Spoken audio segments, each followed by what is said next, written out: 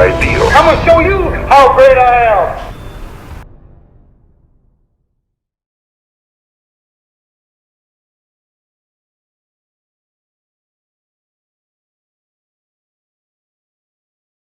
Ladies and gentlemen, boys and girls, this is Njabula James, the host of the NJ podcast, where we talk with people from all walks of life. I don't care where you find yourself, whether you've made it, on your way to making it, you're a hip-hop dancer extraordinaire, Michael Jackson actually wishes, but that's a bit of a heresy. I can't actually say that, you know. Beyonce wishes she could dance and move like this person. Yeah, she wishes. And I honestly believe that everybody has got a story to share and tell, because we all have highest values, and we all have our own struggles, and we all have our own lessons to share and teach, and that's what I aim to do on this show. And on the show today, I've got a fan favorite, because I'm a fan and she's my favorite. Kim Mkhush. And remember, we're talking about my favorite tagline, which is the theme of this podcast, and that is success is the progressive realization of a worthy ideal. That means you're going after what you've always wanted to go after, not because somebody else is forcing you to do so, because that's the only way that you can live a truly fulfilled life, but going after the things that are worth manifesting to you. And I have a great guest, a great friend, one of my biggest supporters, one of my biggest plugs up here in the streets. You know what I'm talking about. You know, this will give me a lot of hookers. You know what I mean? Oh, goodness. And she was the guest on number 14, and the very first guest to touch me on my studio, which means she was the first guest to interview me and had me thinking about my life. Not a lot of people make me think about my life, but thank you very much. Couldn't sleep much that night, you know. Mm-hmm. And if I were to look at her bio, she's been a dancer for a good number of years, and she went to Rhodes University. And you would remember that on the previous shows, well, actually, it wasn't even the previous show. We had an offline discussion. I think she's going to tell us about that now, about you graduating twice in the same year. My nigga. And she absolutely loves dancing. She does work in corporates. She loves a 9-to-5, but she loves being an artist even better. And very soon she's going to be taking over the scene. So Kim Mkhush, great to have you on the show once again. Thank you for having me. And who says I like a 9-to-5? That's just me being spicy. Oh, okay. I thought you were quoting me, because I was like, no. Can I not quote you on that? No. I cannot quote you on don't that. Quote me Oh, so you don't love your 9-to-5? No, but you don't love it? Oh shit! It's Tell me okay. It's good. It's cool. Yeah. But it's not. It pays the bills. It's not what dance does for me. It's not what dance does for you. No. Okay, so let's look at the difference between the two. Okay, so you've got the corporate job, the 9-to-5, and then you've got dancing. You know, pop, lock, and drop, you know, and just like be in the moment, and like you look like you're angry about to kill somebody sometimes on those tracks. I'm like, Jesus, save me. And then what's the difference between your personality at work and versus when you're playing? Well, honestly, which I think a lot of people, what I think it is for a lot of people is that it's actually not 9-to-5. It's like 8 till when I knock off. Sometimes 2, sometimes 3, sometimes 4. But I will tell your employer, I'm like, hey, what's this half day? No, I reach my target on time. But anyway, it's that as well, the target vibe. But what I do actually is I'm a specialized beauty advisor. Mm-hmm. So I work in skincare and beauty, and I just help other women, I help other women feel good about themselves. I give them skincare advice, etc., on how to, feel good about themselves without having to put on makeup, basically. Mm. And our clientele is quite different. We've got ladies in government, we've got ladies in like healthcare, we've got teachers, so like also the company is a bit, picky about who their clients are. Is it? So we have like ladies that are earning a certain salary and that also want the nice things. They just need a bit of guidance in terms of that, because realistically, often we know African women don't really need that stuff, but we need it anyway. It does help in future to just maintain your skin. So yeah, like I do that, but it's script based. It's kind of cold calling, but I'm calling our current clients. Okay. So that can be a little bit draining. So it comes naturally for me, but it doesn't come as natural as what dance does for me. For me, with dance, I have a physical conversation with anybody, despite where you come from. Whereas with this, I have to be kind of mentally prepared. Yeah. And expect that someone's busy or expect that someone's not interested. And I don't really like that, if that makes. I don't like rejection. I don't mind rejection, but I don't like knowing that I just might be rejected often, every day. Why does it So matter for if me, you're going dance- to be rejected? Someone's going to tell you no. Why does that? What does that? How do you feel if you call a client and you say, "Hey, I would like to offer you whatever service it is," and Yeah. then they say, "No, I'm not busy." Because I reject people a lot. When they say I'm busy. Yeah, or I say that I'm busy or I don't want to, leave me alone, or whatever rejection is. What does that make you feel? It depends. Like if it's a day where I'm trying to reach my target early, Yeah. then I get touched and I'm like, oh, damn it. But then normally I'm just like, it's fine. I'll catch you on another day when I actually might need you. And then I'll hit them up. Sometimes they don't answer, sometimes they do. But also because during the call, it's not just a very like skincare based conversation. I give them gifts and I surprise them now and then. So in my mind, I'm just like, your loss. You just cut me off, or you just didn't give me the time. Yeah. So you're losing out on like a really good gift that we were going to send you for free. Yeah. But then I just keep calling them until they get annoyed. That's- But not keep calling them like straight, like once a day or once every 2 days. I'll just keep going through my leads. And I know that eventually they'll be like, oh, this number keeps calling me. Let me just find out what they want. Yeah. Then when they pick up and I'm like, hey, and then I put on my sexy voice. Oh, And let's I'm hear the just like, sexy voice. How does it "Hi, work? my name is Kimberly, and I'm your specialized beauty advisor." Then they're like, I Oh. have a beauty Advisor. advisor. Oh, even me, I can my do gosh, problems. And then they're like, and then I'm like, yeah. And then I just seduce them a bit, you know. Yeah. So it's also like one of those things that as much as I don't enjoy it as much as I enjoy dance, I'm learning a few skills and tips on when I actually do start my own stuff and I actually have to market myself, Yeah. and I Yeah. have to hire other people at like in the beginning. So that's what I'm taking from it. I'm like, okay, so I know how to speak. I guess also psychology helps. I know how to speak a lot of different people's languages. I speak to young women in corporate my age, younger than me. I speak to ladies that are in their 40s. I speak to ladies in their 60s. Yeah. I have to speak Zulu sometimes. I need to speak Tswana sometimes. I need to speak Sotho. So Xhosa even sometimes. So it's taught me how to, you know, speak other people's languages. And that's the one good thing that I take out of it a lot of the time. Yeah. Which was the harshest client you had to encounter? The harshest one,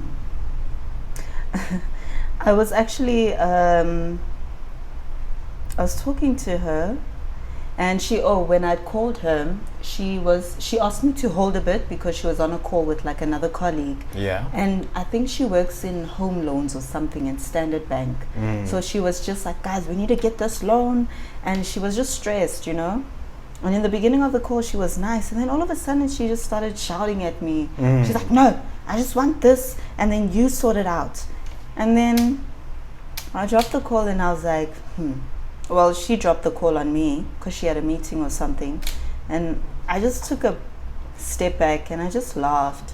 And I was like, maybe she didn't get some dick tonight. That's what I think of my angry clients. I'm like, she didn't get some dick tonight. she didn't get laid down, you know? Yeah, so that's Yeah. like my biggest consolation. And then I called her the next day. She's like, oh, Kim. And I was like, yeah, you were angry with me yesterday. What Yeah. happened, girl? Yeah. She's like, oh, I'm so sorry, I was stressed. I'm like, no, don't worry, I know you were. And then we continued. Like, yeah, I know you were. Mm-hmm. Yeah, it's okay. Yeah. So like I just, the best way is to think that they didn't get some dick. Yeah. And then when I call again, I'm like, we spoke yesterday. Yeah. But then, I think something went wrong or whatever. Are you okay now? Oh, yes, I'm better. Sorry, I was stressed, whatever. And then I'm like, okay, it's fine. Let's continue. Yeah. And then we talk. Like I always remind myself to take a step back and be calm. So when they start acting up, I just pause. Yeah. And I'm like, okay. Yeah. Then they talk, yap, and I'm like, okay. All right, so now how can I assist you? And then when they stop going, okay, it's all right, I'm here to help you. I'm your beauty advisor. I'm not here to, I'm on your side. Yes, I'm a good cop. So, He's playing good cop there. What's up, girl? And they're like, sorry, it's just, and then we talk.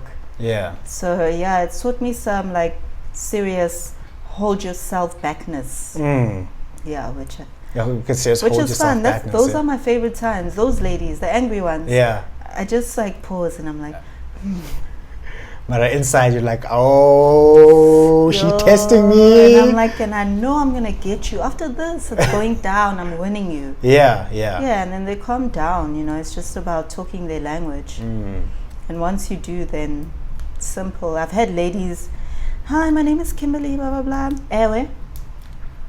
How are you? Are you well? And I'm like, okay. Firstly, yes, I am black, but doesn't mean I speak Xhosa. I could speak Tswana. But then I end up just adjusting to their language, and then that's when it becomes a bit easier. So you have to be a chameleon, right? Yeah, I have to be a chameleon. Yeah. A lot of the time, but it's fine. It's a bit of the challenge that I actually do enjoy, where I'm like, okay, now this is how we do, because I'm trying to, be in the psychology field. I need to be able to speak everyone's language, any client's language. Yeah. Not fluently, but I need to be able to relate to you. And it's one of the skills that when I end up in that situation, before I think, oh fuck, it's where I'm like, okay, Kim, this is your time. And then that's where I learn. So do you see it as a performance to some degree? It is, actually. I actually had a conversation with my supervisor not so long ago, because I was having a bit of a hard time. I was just, I think I was going through like a little bit of a dark space. The repetitiveness of it, and that uncertainty, or walking into an energy that you're not ready for. It kind of put me down, because I like being able to know what my day is going to be like, or being able to be like, okay, today I'm calling these type of people, and being able to maneuver my way around that. So that uncertainty created a lot of anxiety for me. And I actually asked her, I was like, how do you do it? Especially on days where, because my day is like, I have to call clients pretty much. Period, end of story. Monday to Friday, I'm calling clients. And I was just like, I'm getting to a point where it's just too much. I have days where I wake up and I just don't want to talk. It doesn't mean I don't want to work. I'd rather be doing admin and emails and whatevers, but I don't want to talk. And I don't want to seduce people today. Not today. I don't want to turn it on today. Yeah, like I just want to chill. And she was like, sometimes she was like, before she became supervisor, she was like, when I would walk into the office, I would put on my persona. It sounds like a different personality, but she was like, I became a different person. Like when I walked in, I was the girl that was happy. She was always excited. And how excited was she? very excited. So Because I would listen to her calls, and she's like Afrikaans, and she's like, oh, so it's Afrikaans. Oh yeah, she speaks Afrikaans, those probably and she's like, Afrikaans ladies. Oh no, Yeah, they're those my ones. favorite. Oh, You they're know? my favorite. Yeah. So she was like, I just put on a different persona, and I became someone different. And she even said something. She was like, and I used to, because I had the same mindset, I used to see all my clients as 100 Rand notes. I was like, what? She's like, Yeah. I just saw them all as money. So my persona wanted money only. Yeah. And I went in there and I saw each one as money, and rejection happens, but I wouldn't let it happen easily. Yeah. And also, if they don't, it's fine. I went on to the next 100 Rand, basically. So that also kind of, so then I was like, okay, maybe I'll try that. But I'm not an excited person at all. I don't have energy for that. So I just became a little bit more of a, not too stern, but stern. Because in the beginning, I'd say I have something important that I need to discuss with you. Yeah. And I would speak to them in that certain tone. Yes. And I speak to them like, oh, who's this lady? Yeah, so I was like, That certainty mysterious. gets people My persona is mysterious. Mysterious. It's like, okay, what does she have to say? Do you know what we're gonna do? You know what we're gonna do? I'm gonna I should go and pull out right there. I'm gonna book called The Art of Seduction. Just give me a sec. Yeah. Let me pull out to you. I understand what your seductive profile is, So you said your seductive profile is certain, stern, mysterious. Yeah. So unpack that a bit more. Well, also because, like, honestly, I am an African female, right? Yeah. So Listen, when I call you're a in, black African female. You need to be black African female. You need to be certain about these things. You need to be specific, Yes, I'm a black African female, and I can call in and say, good day, what's her name? What's a recent name? Guys, there are some funny names that I've been introduced to, hey? Yeah. I had diploma. Diploma. Like diploma. No ways. I'm serious. I had No ways. diploma. I've had, this name was spelled M for mother, Yeah. G-G-O-D. Mada. M-I-G-G-O-D. M-I-G-G. O-D. M-I-G-G. O-D. O-D. Migot. Oh my god. Oh my god. Oh my god. Oh no. So I call in and I'm like, good day, my God. And then later I'm like, no, man. Yeah. Sorry, I don't mean, how do I pronounce your name? It's Migo. Migo. Like Migos. Raindrops. Dropped Dropped. As I was singing. So I've had Migos, I've had diplomas. How did you I've not had laugh? How do you some- keep yourself together when you hear names like that? Otherwise, I'm not reaching my targets. I'm sorry, I'd die. I would die. But I died before because I see the name before. Oh, and the I'm call like, sheet. and I'm like, I just died how do I first. pronounce this? Diploma. Diploma. Like, No, there must be a my mistake. God, I was like, I don't understand this. But Yeah. then I ask, because I ask, I'm like, if I can't, I'm like, am I doing this right? Yeah. And they'll be like, no, it's this. So actually, and she was really nice. And then when she said Migo, I was like, actually, that's a nice name. Yeah. It's just the spelling What is does a bit. Migo even mean? Yeah, I didn't ask because I'm trying to reach my You're target. trying to reach your targets. Like, Yeah. But I'm sorry. I My, got diploma. my curiosity is getting the better of me. Let's You see. know? Migo, let's see. Yeah, actually, yeah. Migo. Check it out. Meaning. So yeah, I was just like, what? Like sometimes I'm just like, yo, what is it? How do I pronounce this? Yeah. Yeah, so like that's another interesting thing. But besides that, no. So sometimes I'll call in and I'll pronounce the name like I can't even find what it means on Google. really? No, I can't even find what it means. Okay, well. You see, it's lit. It's lit. Yeah. So sometimes like I'll call in and it's like a proper Xhosa name. And then I pronounce it properly, like Kliniwe, let's say Kliniwe or something. But my accent is like, so they're like, but she can pronounce my name. Yeah. Or what is happening? So that's where the mystery comes in. Yeah. Do you practice accents in front of the mirror? No, I don't. I just, when I grew up, I actually grew up in a complex, right? Okay. And in the complex, I had friends from everywhere. Friends from Zim, Tswana friends, Sotho friends, Zulu friends, Xhosa. Well, Xhosa started in varsity, obviously, because of Rhodes. Yeah.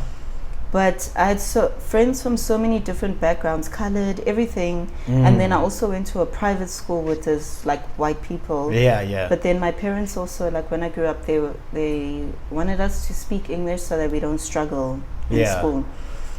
So I had so much access to different languages. And I just know what I know what GC is. I know what Q is. I know what GQ is. I know what XH is and what X is and whatever. So when I pronounce it, I read it like the way it should be. Even the surnames, like I can pronounce them quite well a lot of the time. So that's why it makes it a bit easier for me, because they're like, she understands how to pronounce it, but she's speaking English. But then now and then when I can see that they're struggling, then I'll remind them that it's fine, speak Zulu, or speak Tswana, or I'll put in words, from the different languages, just so that... You'll find a I'm a what? You'll find a color. Do you know what that is? No. That's a language that the guys use in the mines. So I know. Yes, I've heard that before. Yeah, it's an amalgamation of Afrikaans, English. Yes, that. So I genuinely can. And actually, at a moment, one of my friends that I grew up with, she was from Zim, and when she came, I think she could speak Zulu, but Shona people can normally speak Zulu because of the Ndebele people around, etc. And she told me once, like years later, she was like, because you always spoke English, after you would say certain sentences, I'd keep them in mind and I'd go home at the end of the night when it's home time, because we were young, and I would recite the things you had said. And that's how she learned how to speak English. Now she speaks English fluently. And that's kind of what happened with all of us. Like, I learned from everyone learned from me as well. That's a very privileged position to you find yourself in there. It is. Yeah. And so it was nice to know that and be like, okay, so I wasn't just a coconut. Yes. But we were learning from each other. Yeah. That's all that matters. Yeah. So did you get flack for being called a coconut? What? Did you get flack for it? For being a coconut? Yeah, of course I did. Is it? But I think because of where my vision was at the time, like I was a hard worker when I was young, and I knew that where I was going, I wasn't on their level, and so it didn't bother me. Yeah. I knew that I was doing well, and I also knew that I was teaching them stuff, because we didn't play school, and I'd teach them. I'd be like, guys, you need to learn these things. So I think the friendship was more of a give and take more than anything. Other people might have called me a coconut, but I didn't care, because I knew that my vision was elsewhere. It wasn't where they were. You were going, Yeah. Where I am is not as important as where I'm going. That was your mindset. Exactly. Yeah, and it was a bit tough. Like they had it much easier, in government schools. And I'd have to be like studying and doing homework, and I'd have my friends knocking on my door, come outside, and I'm like, oh, I'm studying, guys. But it worked out, because where they are right now, it's not a good place. It's not a great place. It's not a great place. Might be good for them, but it's not great. No, it's not great for you. Yeah. Oh, we don't know another person's position. Exactly. You can't say, because like we were talking about this earlier, the curse of wanting to achieve more. Some people, and there's completely nothing wrong with this, if it's what they want and they're happy with it, then it's okay. Some people can simply wake up, bear the traffic, go to work, get in at 8, at midday, they have their cheese sandwich, they have their tea, get back into the job, 4:30 they knock off, go home, and then that's it.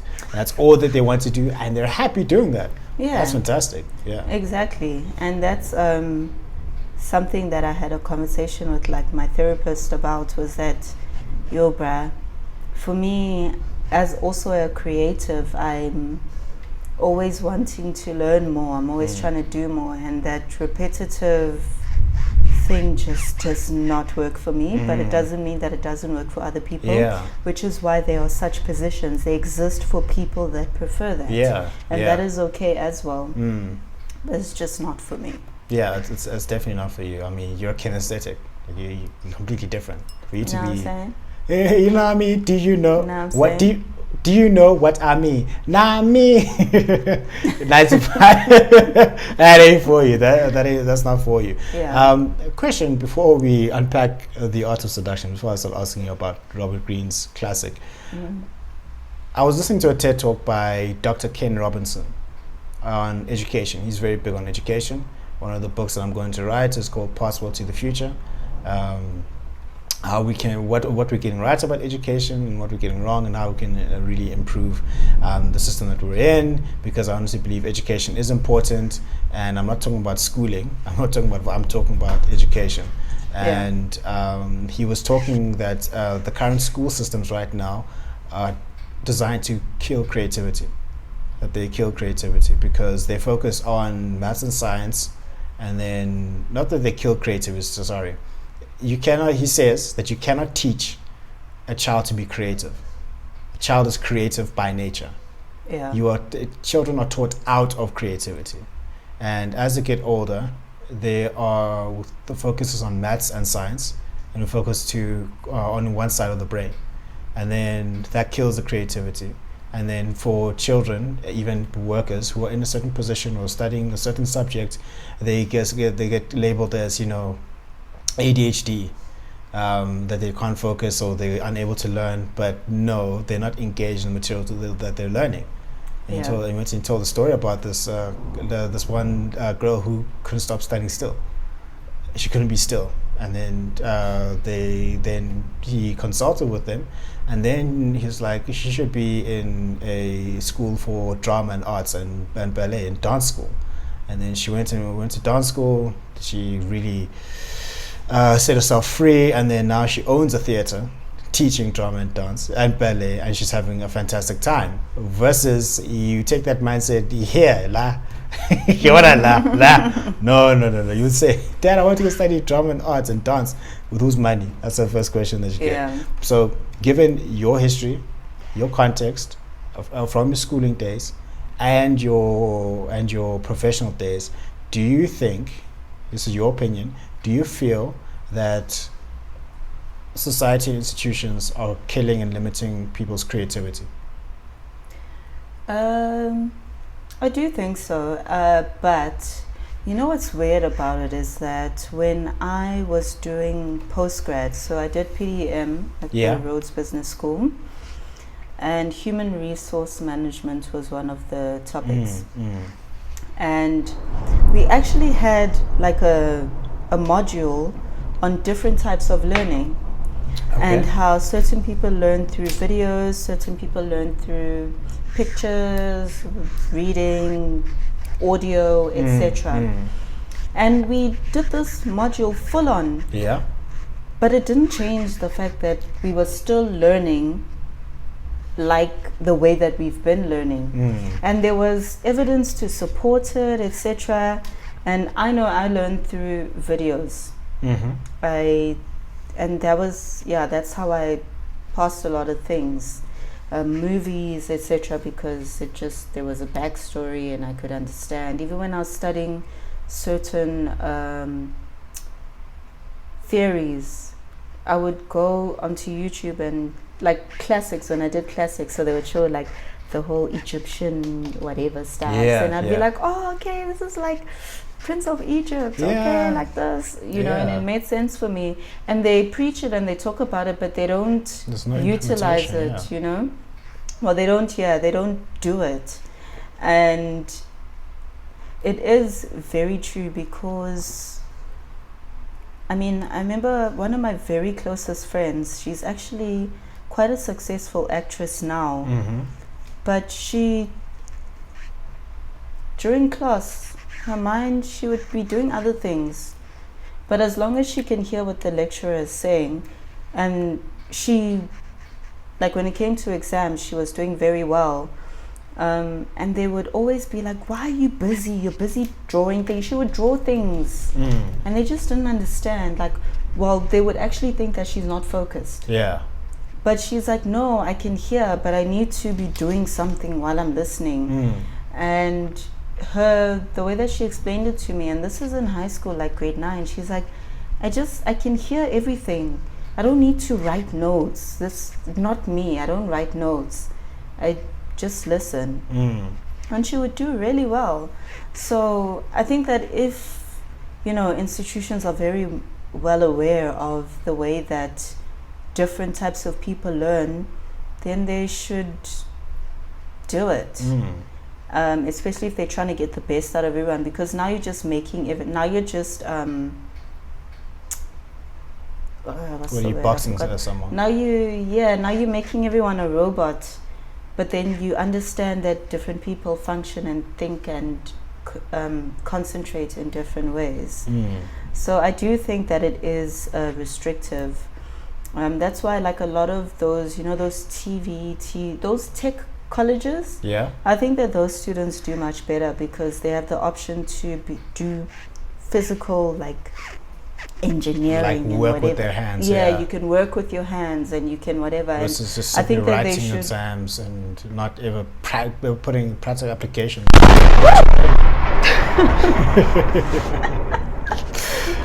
So yeah, that was rough. Yeah, no, that was hectic. But yeah, like I think we're at a day and age where we're very well aware of the fact that different people learn and do things differently. And I think I've always thought this actually for a very long time. I've always thought that there should be different ways to do certain things. Even, I know, like for our English oral exam, you had to read like a certain number of books. I think it was like 10 or something. 10 exams. But like 5 or something for English, like books. You had to read books on a certain topic. And the conversation was verbal, which I liked. But maybe there was someone that would have preferred to put it in an essay form. Maybe there was someone that would have liked to do a presentation, But the fact that they offered that option was quite nice. And that's when I was like, okay, I guess we're moving. But I do think that, I think it would also create a little bit more jobs, like teachers that can do the essay. Like, remember when I told you about existential conversations? Yeah. And how we didn't have exams. You had to go on a Monday to the lecture that would basically tell you what the theme of the week is. And then Tuesday, what would I do on a Tuesday? I had community service and a movie. So the movie would be based on the Monday's topic, which Monday's topic was a presentation, and they would upload the slides on Are You Connected? Wednesday was a tutorial. It was a double period where we discuss the topic and the movie. And then Thursday, some other people had their community service, but there was no exam, there were no tests, and all they asked for at the end of each term was a form of like a journal entry. Your journal entry didn't have to just be writing Monday, dear diary, blah blah blah. No. It could be anything. If you're a poet, you can write a poem. If you're a painter, artist, you can draw a painting. But it should encapsulate what that week was for you. And I think that was the best thing that could have happened, because that's how I got 100%. It was that I was able to express myself in the manner that I could. it That was didn't best matter. suited for you. That was best suited for me. And it's existential conversations, so it was like day-to-day conversations with philosophy, with the movie, and some tough conversations you had, some tough questions you had to ask yourself, tough conversations we had to ask each other in our in our tutorials. So it was very holistic. It didn't feel like admin. It was exciting when I knew that I had to do that subject, when I had to go to those. And that was the subject I was doing while I was completing while I was doing postgrad as well. So I was completing undergrad and postgrad at the same time. And I was, as much as I was doing postgrad, which was fun, it was interesting, but this was exciting. I was just like, oh my gosh. And with first years So and second years, so excited. excited. But I was like, I was going there as like a fourth year. Yeah. And I was just mind blown, blown yeah. every time. And that's why I was able to get the marks that I got. It's because I was given the space and the platform to just be myself. And if I have to tell you how I got 100%. How do you get 100%? Tell the people My how you got lecturers shouldn't hear this because they were my references. They were your references, okay. Masters stuff. Let's hear this. But what would happen was, Just because I I was doing a postgrad, I didn't have as much time as most people did, right? So, okay, the reason why I was completing postgrad and undergrad at the same time is because my late dad passed in 2015, and then I went through a slump. Okay. And then I failed, I think it was 2 subjects or so. And then I caught up through UNISA, but then I just needed 1.5 credits. But at the same time, I wanted to do my postgrad. Postgrad now, undergrad I was in humanities. So now I was going into postgrad, which was commerce. Yeah. And it was like a completely different world for me. And it was because I just had I just didn't know what to do. And my ex at that time was like, bruh, just do this. If you need to do something, just do something. Well, my boyfriend at that time was my ex now. So I was like, okay, I'll do it. Because he's like, you don't have to come from a commerce background to do PDEM, which is Postgrad Diploma in Enterprise Management. Yeah, I remember that. Yeah. So now they're like, okay, but I have 1.5 credits that I need to complete. But luckily, those credits were not my majors. My majors were psychology and drama, which I did. I just had to do random 1.5. What do they call them? Do they call them non-degree purpose credits? What do they call them? Yeah, something like that. Subjects. I think I repressed those memories. Those were tough times. I don't remember the terms. Those are tough times. You're like, nah, I'm not going to remember Yeah, this. I don't. Yeah. So I was like, okay, what am I going to do? So I did History 101. Yeah. Amazing, especially at the level I was at, because I think in first year I wouldn't have understood what our black lecturers were actually saying. They were unapologetic about colonialism. They didn't give 2 damns. They made white people shift in their seats. Is it? They're like, hey, what were some of the things they were saying in those classes? Oh, because I love myself some Malcolm X and Steve Biko. I love myself. They were hella, and the thing is, the guy, the male one, he was from Zim. Yeah. And the female was a Xhosa lady.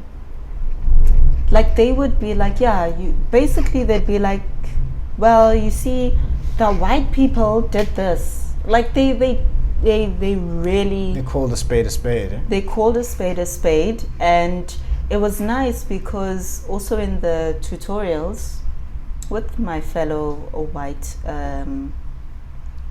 counterparts, students, whatever, they actually would be like, phew, that made me feel like this. And I went back home and I thought about it, and they came back with like, okay, I realized, so it actually shifted a lot of mindsets, and it was very nice. Also, existential conversations did the same thing. It was amazing. We had like some boy cheese sit there and be like, guys, to be honest, it was like the safest space. Like, they'd be like, I was having dinner with family this past weekend, and they were just making racist comments. And like the one guy was like, I don't know what to do. I spoke up, but I was hushed down, and it kind of made me feel weird. And like they were actually reflecting on a lot.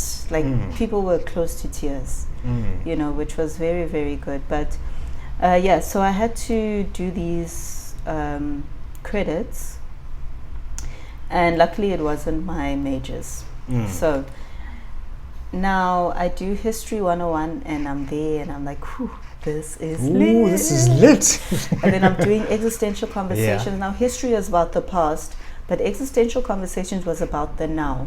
So if a topic came up on the news, so now it was times of fees must fall, it was times of a lot of things, we would tackle those. They would switch the curriculum. It wasn't specific on, every year, first semester we do these topics. No, they would switch.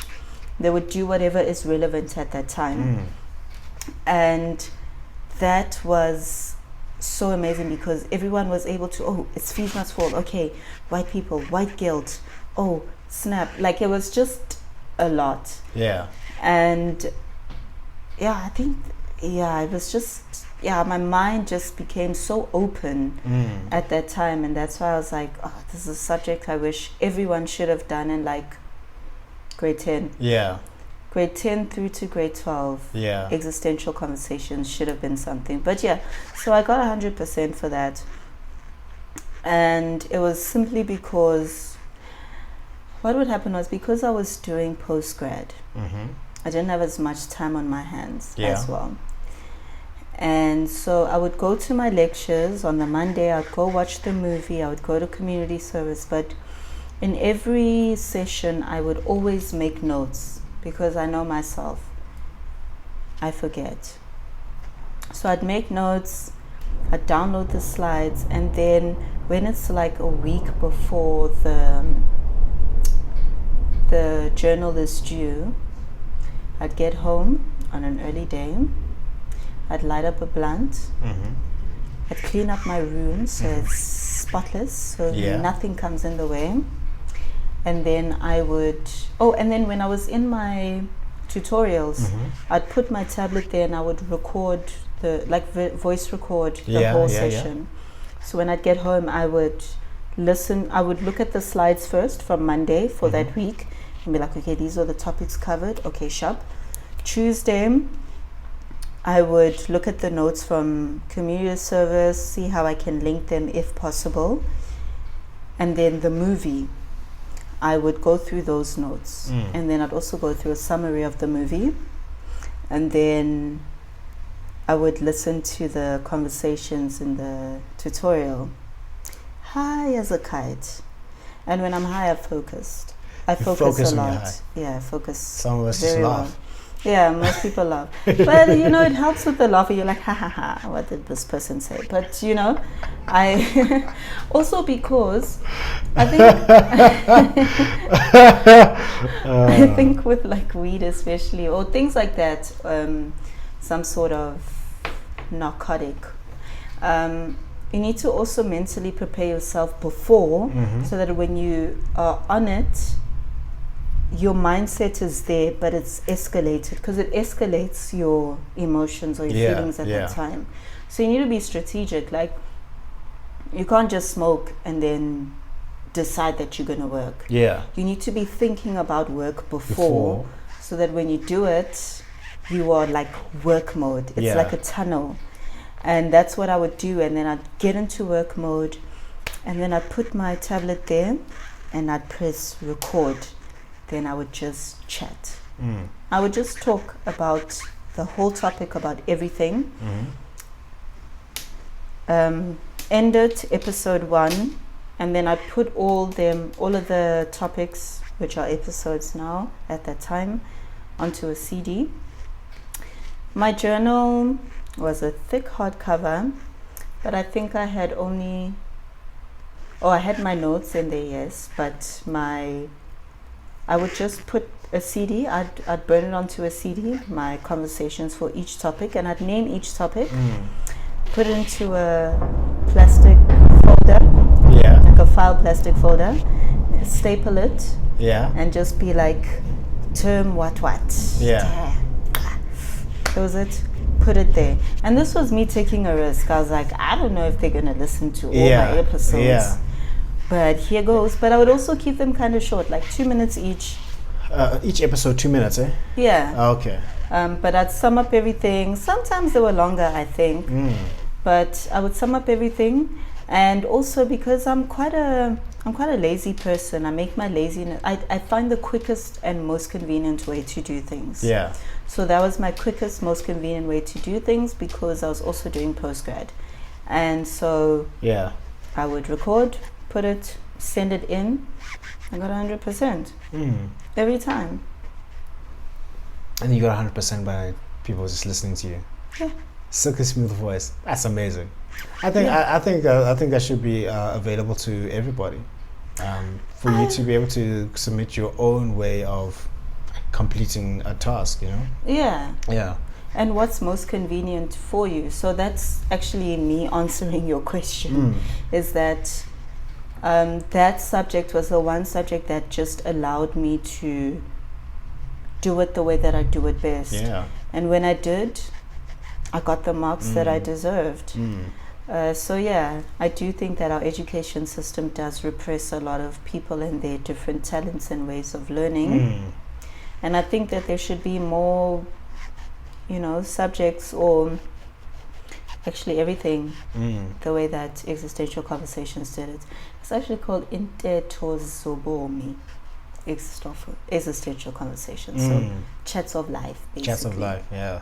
Like basically what we're doing here on the show is having chats of life. Exactly. So could you say that this is what we're doing right now is existential conversations? Pretty much, yeah. Yeah. So I do agree with what you were saying. I think that there's so many ways to explore, and I think it shouldn't be scary. It should be exciting. And I think that's what our so excited. So I think that's what our education system is missing, is that excitedness. But also, I think that we don't have enough younger people in the Department of Education anymore, because government. Yeah. What do you think about this quote? I thought about it now, by Carl Jung. Carl Jung, dreams guy. Huh? Dreams guy, psychologist. No, is he? Salvador Dali was the dreams.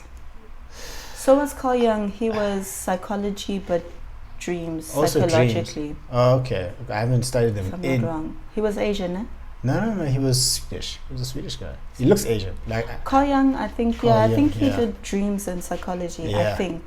Don't quote me. You can. Yeah, I'll Google. We'll fact check him. So the thing about Carl Jung is that part of research for the third book I'm writing, Father of Man, very hectic, and the toughest one that I'm writing right now. I'm actually afraid to, because I need to go back into my childhood, sort out my childhood, which is the scariest thing that you could ever do, and then really start answering questions. Okay, so how do we be better men? And then the best way that I found is to really delve deep into psychology, which is so tough. And then one of his best quotes, one of the quotes that I want you to think about, is that modern man will not find God because he will not look low enough.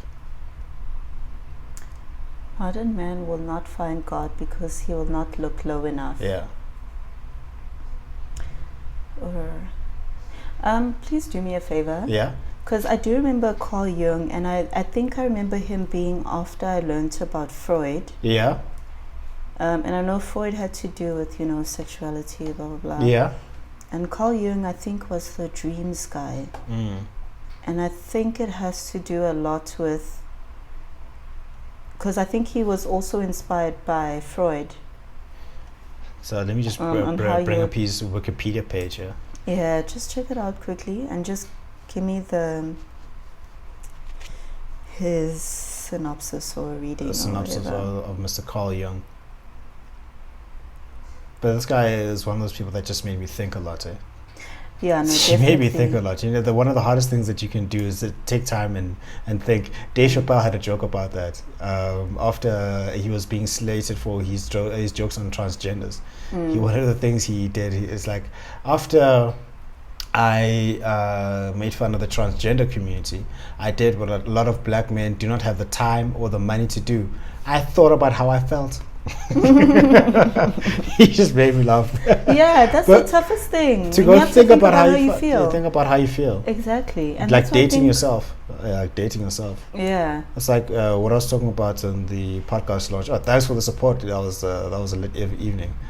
Yeah. Thank you very much for that. That was cool. Yeah, so Carl Jung, he's a Swiss psychiatrist and psychoanalyst who founded analytical psychology. Jung's work was influential. Psychoanalysis. Yeah, psychoanalysis, yeah. His work was influential in the fields of psychiatry, archaeology, literature, philosophy, and religious studies. Wait, go to his theories. Let's Just see. scroll down. Yeah, see. Travels, thoughts. Firstly, if influences us before, then tell me who may Who have I don't know who influenced him. influenced him, because I think his thoughts are extroversion, introversion, persona, the shadow. He did a lot with about the shadow, yes. Yeah. Oh, he was psychoanalysis. Yeah.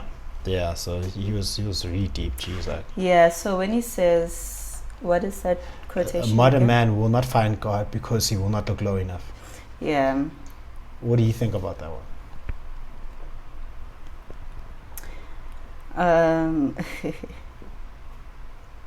Yeah, because he will not look low enough. I think, and that's also, it also links to what Dave Chappelle was saying, is that, remember when I was talking about double consciousness, and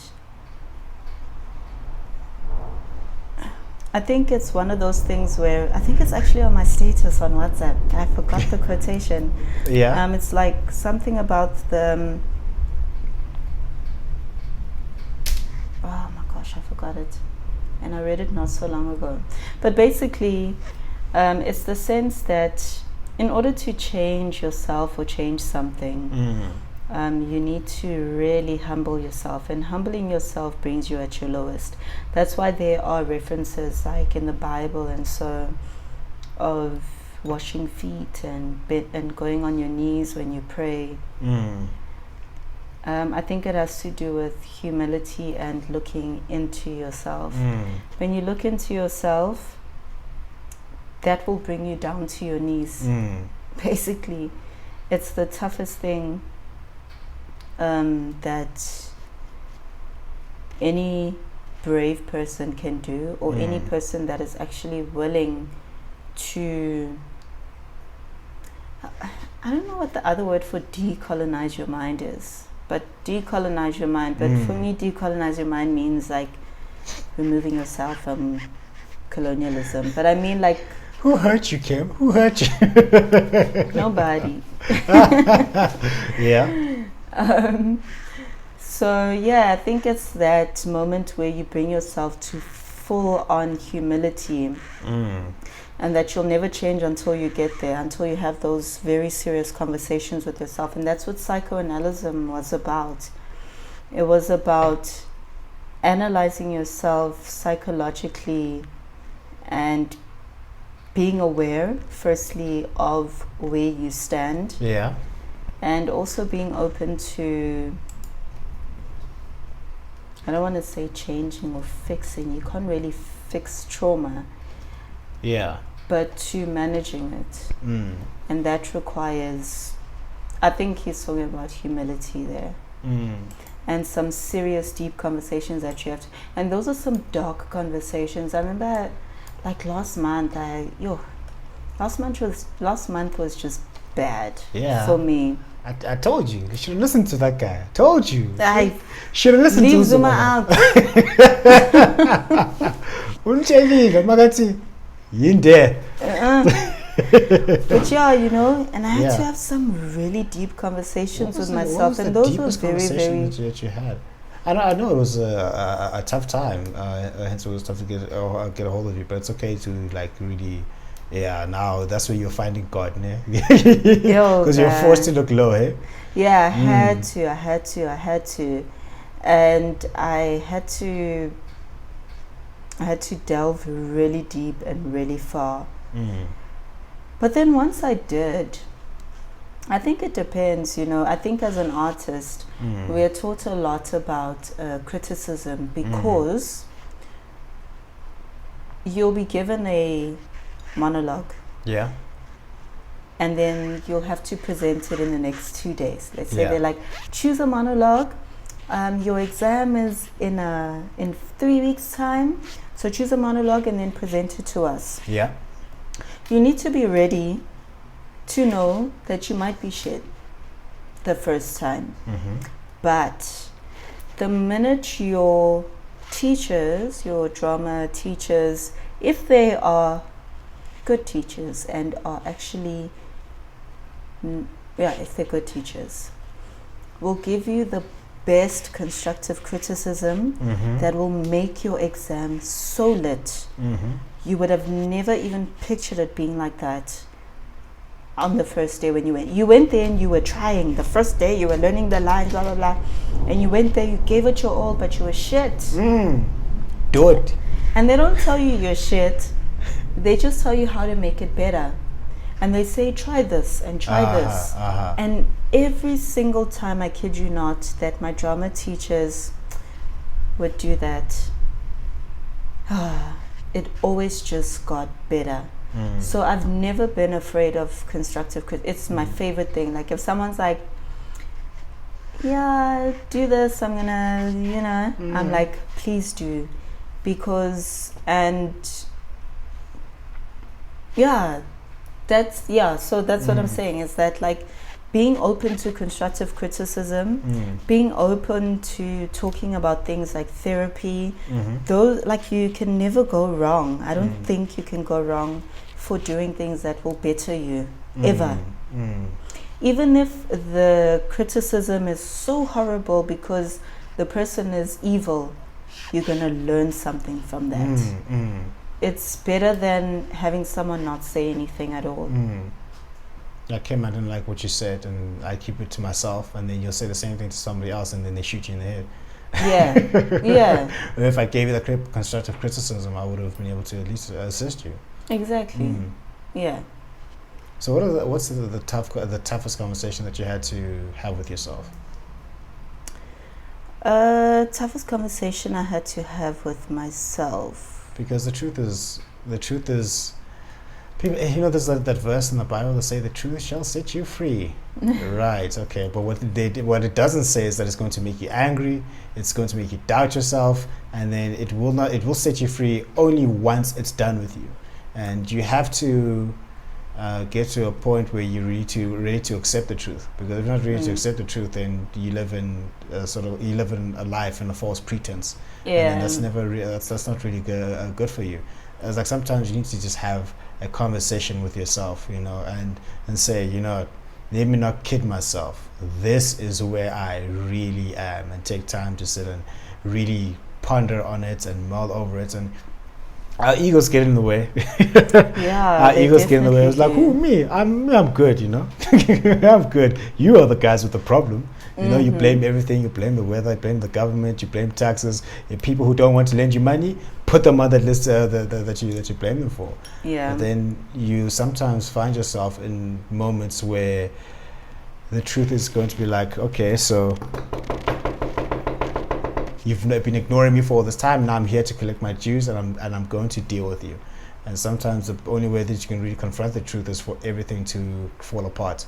You don't understand why things are falling apart, because you're not constructing, you're not addressing a truth about yourself. And then as people, the very first thing we do, we start blaming witches and demons and seances and wizards and that uncle and that auntie. But sometimes it's not you. It's because sometimes not them. It's you. You are the demon. You are the witch. You are the person. You're the person who's busy casting spells and incantations, hexes, witchcraft, demonic powers. You're doing it to yourself because you're not really willing to. Because your energy is not where it should be. Yeah, energy is not where it should be.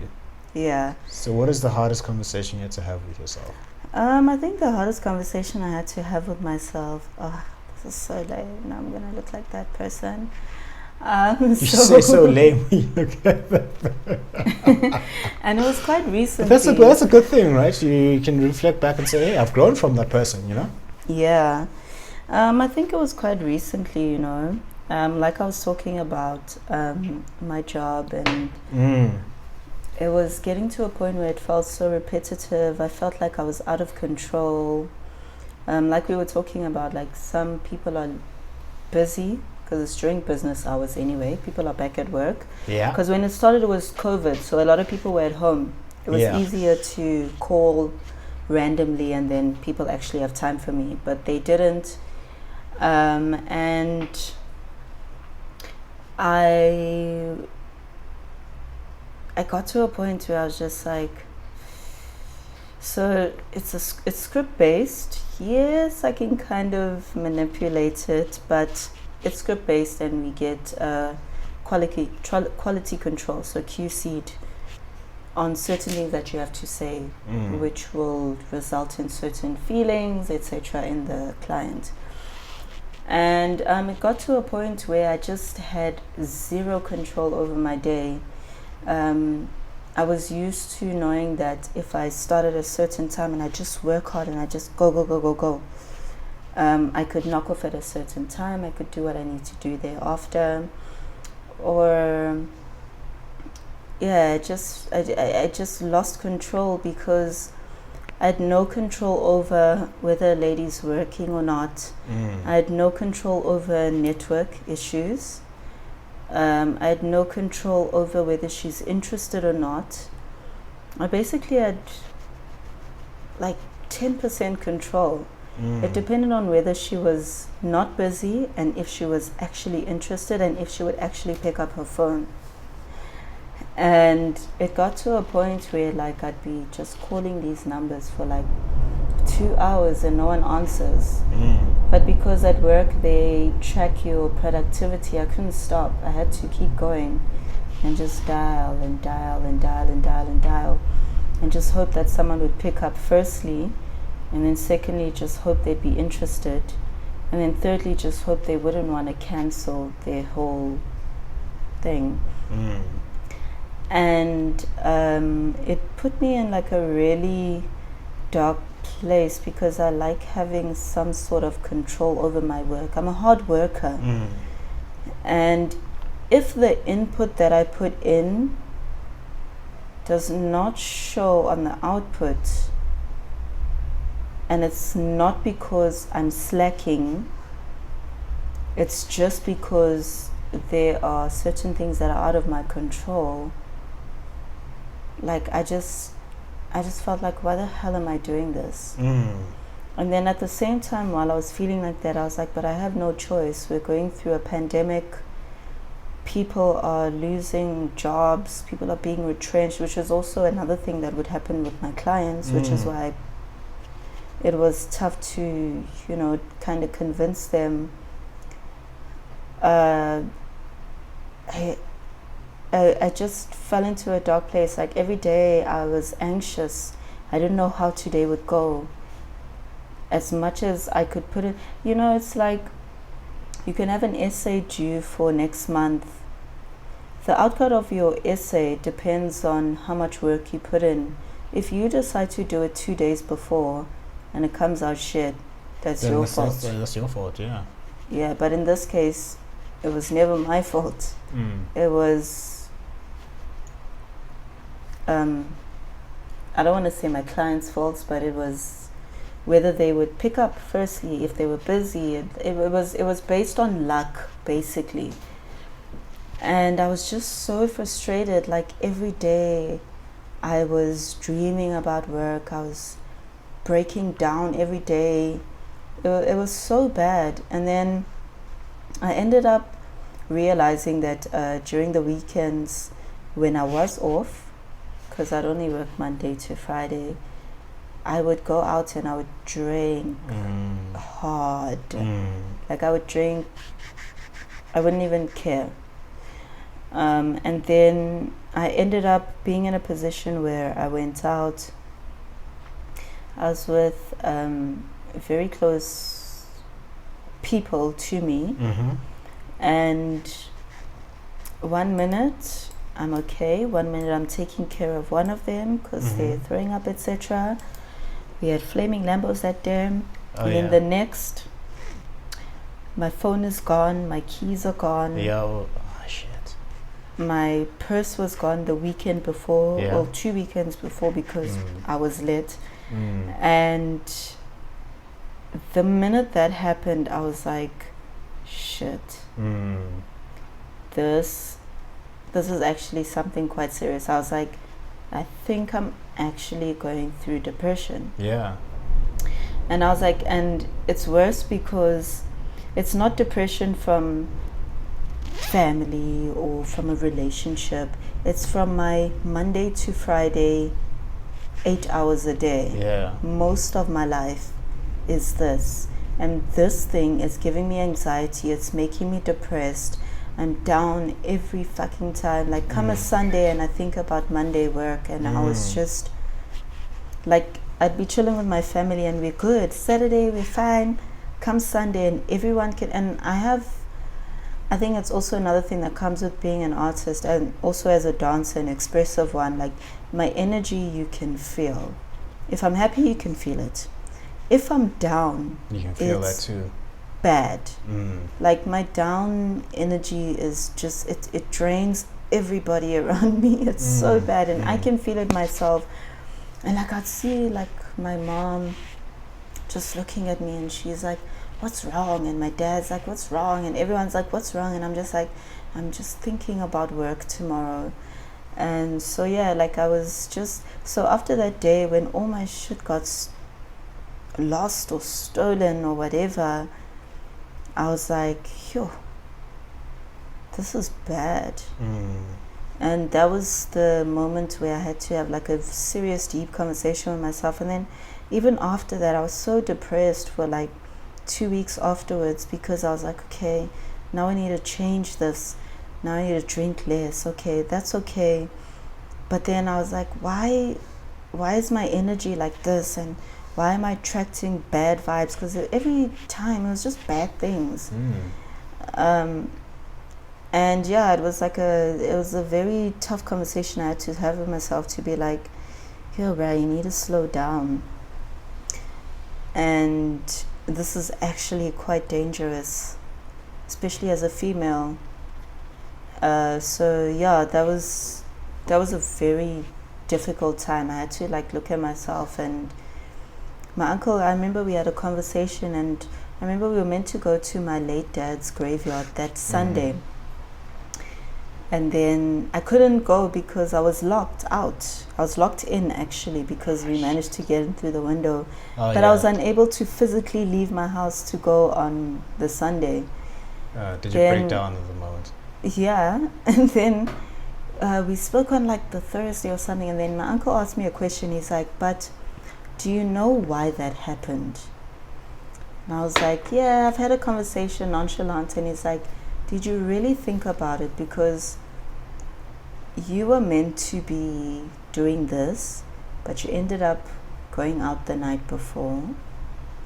So what do you think should happen? And I kind of brushed it off, but after that call, I was miserable. I was like, no. Yeah, because I should have chilled that day before, but I was just like, I can't stay. I just need to escape. And that escape, I did a bit too much, and it resulted in bullshit that didn't have to happen. Like even right now, like financially, I'm feeling it, because I had to buy a new phone. Also because my purse had been stolen earlier, so I was using my FNB. You know, FNB, you can use your phone for anything. Yeah. Now when my phone was gone, what do you do? I was fucked, dude. Yeah. I had to ask my friends to like Uber me to go to the bank. Like, it was just crazy, dude. It was just wild. Like, it was just bad. So even the sense of independence, I lost that. And you see, like I was telling you about work and how I like having control, even this just threw me You had off none of that. completely. I had zero control. I had to depend on other people, and I hate that. So yeah, that's when I was like, sheesh. That's when I had to face my demons very hard. And yeah, because right now we would have been doing tequila. They were asking you, they're like, hey, we Yeah. had to collect. Basically, yeah, Yeah. and it was just wild. I've never felt so miserable for a month straight. I even got to a point That's where a I was long just like, time. why am I feeling like every day, dude? Every Every freaking day I felt miserable. And I was just like, why me? Like, there were days where I'd wake up and I'd just be like, why is this happening to me? And I just wouldn't understand. And then other things would happen that were just bad. And I was just like, why, man? Until that conversation with my uncle, I was just so depressed. But because he's my uncle that's been in my life since I was young, when I was going through hard times, he was there. He's been there all the time. So when he asked that, I was like, nah, Kim, you're fucking up right now. Straight talk, real talk. Yeah, All and day. especially because remember I told you in the other episode, I'm the firstborn that went to varsity. I'm working, I'm doing these things, and then now I'm doing childish things. Yeah. You know? So something was really wrong. Yeah, something was was really wrong. hella wrong. And then There are 6 human needs that I talk about in YAB, your business, and 6 human needs. And the 2 are, your primary needs. yes. A need for certainty. That means for example, some people value their jobs because it gives them a certain level of certainty. 8 o'clock they're going to go in, 3 o'clock this is what's going to happen. They're going to call X number of people. The boss is going to say this, and that's how they love their life, right? Then we have significance. I need to be able to feel significant in whatever it is that I'm doing. When I do something, then I'm going to be praised, or I'm going to be held in high regard. And when those 2 needs are taken away, you end up in what we call addictive behavior. So you'll go back to a substance or a behavioral pattern that's going to give you that certainty and give you that significance. Some people turn to hectically into drugs because they know when I take this drug, I'm going to feel a certain way. I'm going to feel happy all the time. It gives them that level of certainty. And also sometimes people will resort to crime and hurting other people, and that's where gender-based violence comes in, where a guy who beats his wife or his spouse or a spouse who beats his girlfriend or family members is because when he does that, he feels significant and he feels powerful at that moment in time, and vice versa with another female who may use their power in a certain way to bring people down, is that they'll feel significant at the moment in time. So that's why you end up moving to certain addictive behaviors. And if you have an addictive behavior that meets 2 or 3 of your needs, then you pretty much kill for that need. So there's significance, there's certainty, and then the other need is uncertainty. Because if you knew every single day that, like for some people, you need that surprise. You need that element of surprise. You need something different. You need something to change. I mean, that's why some people will go off and start side hustles, because they're like, I need that. I need that change. Like, change. They need that change. So that's the uncertainty part, and then the rest are more of your needs of the spirit. There's love, and then love and connection. Then there's growth, and then there's contribution. So if you find yourself in a place where you feel like you're not being loved, or you're not growing, or you're not contributing, then you're not growing the best way that you can, and now you just go on your primal needs, certainty and significance. But if those 2 are taken away, silamaj. Yes. Yeah. Exactly. Yeah. So how significant and certain do you feel at that moment in time with your job, on a scale of 1 to 5 each? Well, I make a really good impact on the clients. Honestly, like I really do well. Like even at work, they praise me like crazy. Yeah, no, I but get in that. my mind, I'm like, I get that. But like, how certain and significant did you feel? For me. For you, not for everybody else. This is like focusing on you. Like, how certain did you feel? How significant did you feel? Certainty, definitely. Was high. Okay. Salary-wise, it's a good amount. Yeah, that's why she's going to sponsor the next episode. You know what I'm saying? You know what I mean? And then significance for me. Yes, for you.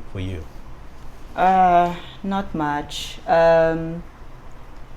It's just that thing that you were talking. Like I'm a creative dude. Yeah. I like exciting things, new things, and that's another thing about corporate where I'm like, if I have to be in corporate, I just want to be a performance psychologist. Yeah. Like, can I do that? And so that's also why I do things on the side, like I'm doing this, obviously, which is also fun. Which, like I said the last time, like I realize how much I have here that amazing. I don't get to explore. It's amazing, and it's sad. Yeah. Well, for me, listen. Let me finish. Call me sad. You said my life is sad. I did not say your life is sad. No. You didn't let me finish. Hey, Masai, don't let you finish your sentences. Let me finish. So, when I say what is sad is that people have so much potential and so many things that they know. Just like I've been blown away on this podcast, the previous podcast that we shot, and everyone else that said, I don't know what I'm going to say. What value can I add? Hey. That's what black people do when they make excuses. Hey. I don't know what to share. And then when they get comfortable and then they start sharing them, they walk out like, wow, I'm actually quite deep, eh? Yeah, I'm lit. I'm lit. I'm the one. Then, but also, so we'll get to it. So the sad part is that there's so many people who are in prison, like literally in prison, who are in also figurative prison, or the prison of a wrong job. And by the way, people, I'm like, just as a disclaimer before you come fetch us, I'm not saying that corporate jobs are bad. They are fantastic. They are great. And they are for certain people, and they are not for certain people. There's my disclaimer. Don't try to cancel me. But anyway, you can't cancel someone who doesn't really care. I don't care. Go ahead. But we spoke about certain things for certain people. It's just not for us. For me. So anyway, you can't cancel someone who doesn't care. Like Dave Chappelle, he doesn't care. They tried to cancel him. He didn't care. And then you see people who've got so much knowledge. They'll tell you about philosophy. They'll tell you about science and ingenuity and psychology and all these things. I'm like, wow, you should be a lecturer. You should be sharing your ideas. You should be free. And then you never get to see that. You never get to hear that. And that's sad. That is sad. The fact that you've got a gift and you know you've got a gift, but you're not sharing it. Yeah. But then I think I'm waiting for you to say, so what are you doing about this? So I can tell you. I'm getting I'm getting there. Don't get me started, Kim. Don't get me started. Okay, so Kim, what are you doing about this? Actually, no, let's backtrack. Let's try it again. So Kim. Yes. What are you doing about it? Well, let me tell you. Seductive voice. Eh? Yeah, it was. We still have to discuss it, but so what had happened was, in my moment of frustration and the fact that I was just feeling so rigid in my position, I went on to LinkedIn. Yes. And I mean, when I went to St. Mary's, I didn't go there because I had money. No, I went there on scholarship because I'm a smarty, which will make sense now. Yeah, 100%. I'm just playing, no, but other people can pass with 33%. So if you think about it, if they did history, they wouldn't know apartheid ended. I'm sorry, I couldn't. That's true though. You wouldn't know. You wouldn't know. Yeah. Like 33% into then it, you'd be like, we're still living in apartheid, but you got 30%. You don't know it ended. You don't know it ended. Exactly. Ended. Yeah.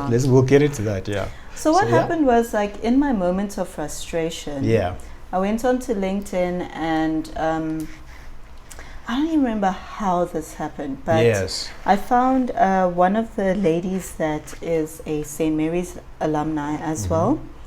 She was head girl a year before I went to St. Mary's, so like 2007, I think she was head girl.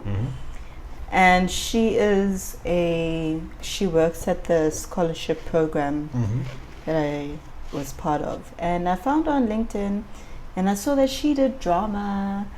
She is alumni, blah, blah, blah. And I just hit her up. I was like, look, I don't know why I'm hitting you up. I don't know what I can say I need from you, but I need you.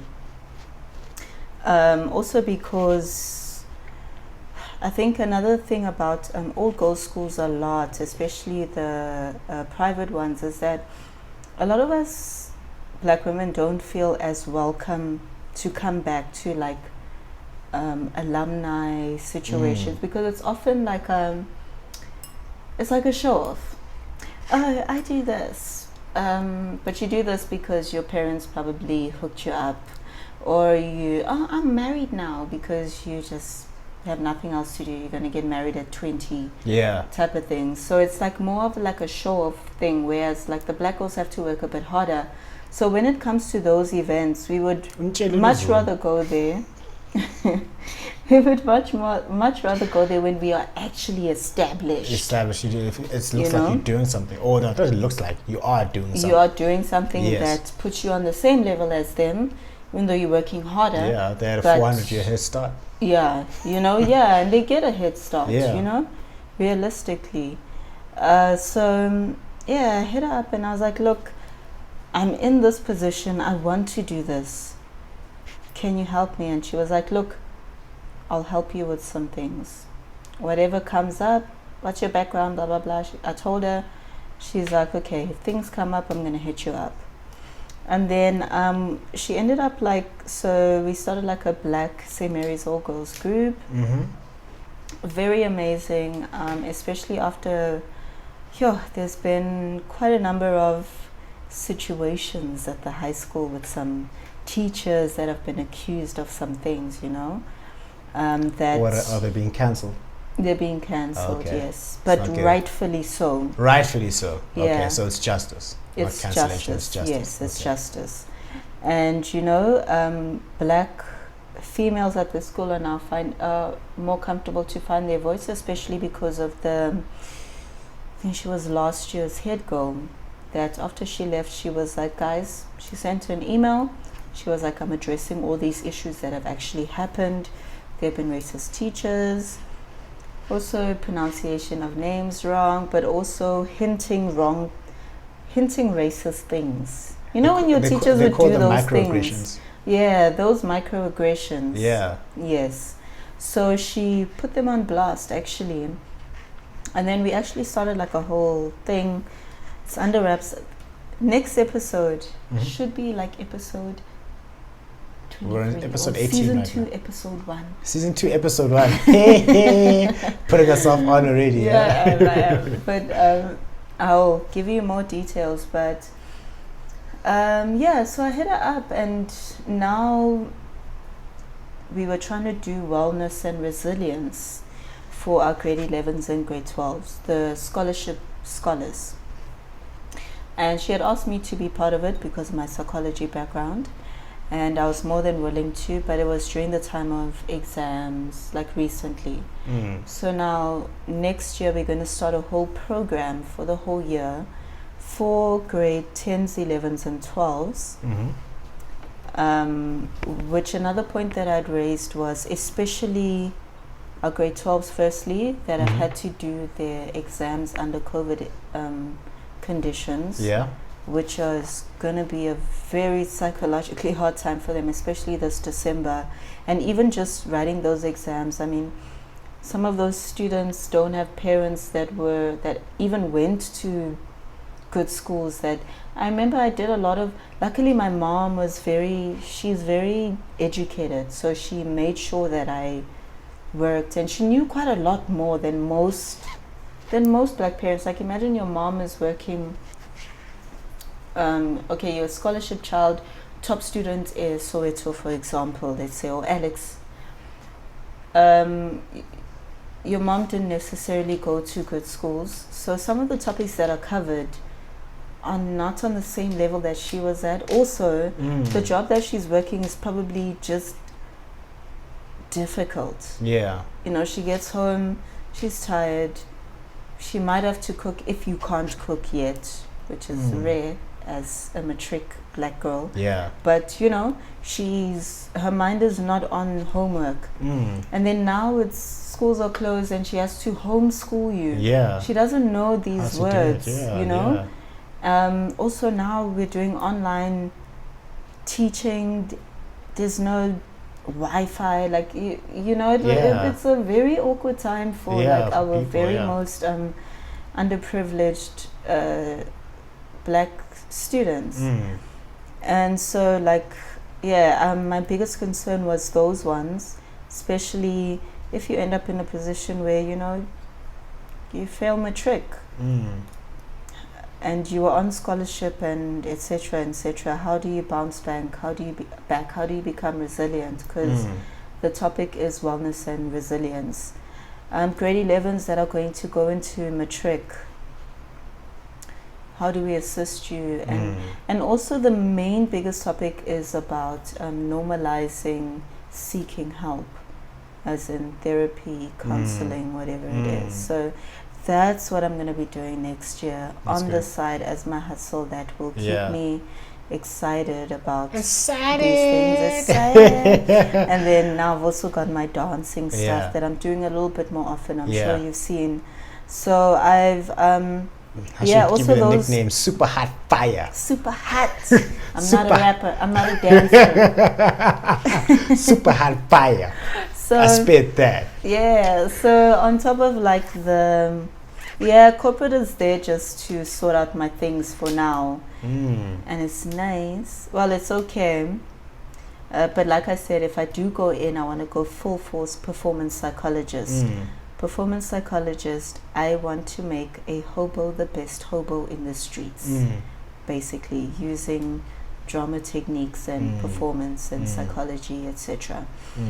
Then you're going to get the skeptics. Hello, Uyenzani. She doesn't know what she's doing. Hey, is it going to work out? You should just stick to your job. Hey. What do you have to say to that? Well, no, because it's coming. It's coming. I guarantee you. Obviously, it's coming. It's like when I would do the choreographies for.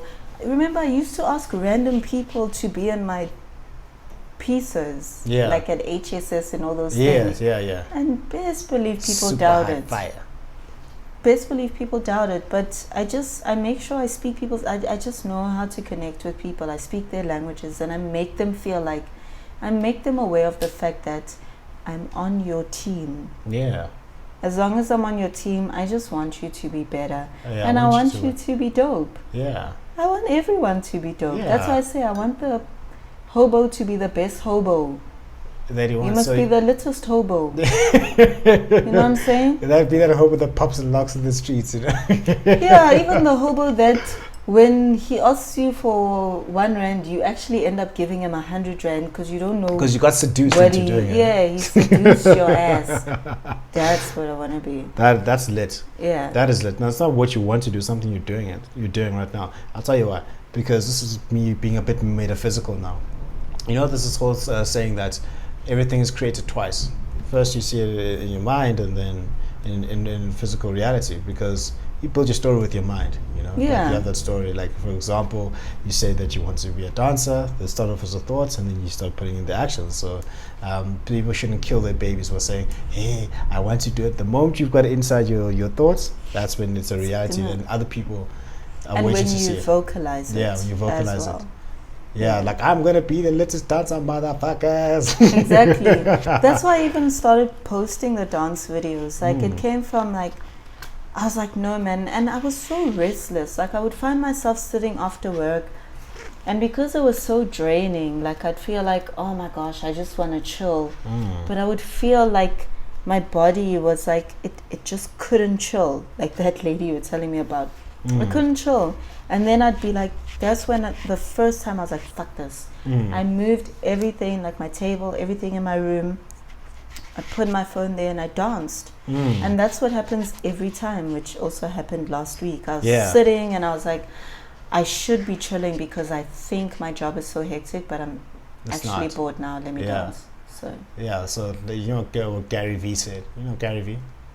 He's a guy that I follow. He's been an inspiration. Gary Vee! I gotta work hard and get you on the show one day. Gary Vee. One of the things that he said is you need to be unapologetic on tripling down on your strengths. And also, his answer to a lot of things is create an obnoxious amount of content. Video, audio. You have to win on podcasts. You need to win on videos. You need to win on Instagram stories, WhatsApp stories. Because when you start posting, like nowadays on the internet, you can make about like $70,000 a year just talking about existential conversations if you wanted to, because that you are constantly like putting the message out there. Like for you and your videos, if you put out like a video like almost every day, I'm like, okay, Kimberly, no, Kimberly, no. Actually, I'll share some secrets with you. People think that I've got like videos for years. Well, I do, but there's a trick to it. I'll share this offline because people must pay me for my knowledge. I do also have a lot. Like they're chill, but I just. By the way. Hey guys. But you're baiting people. That's what you do.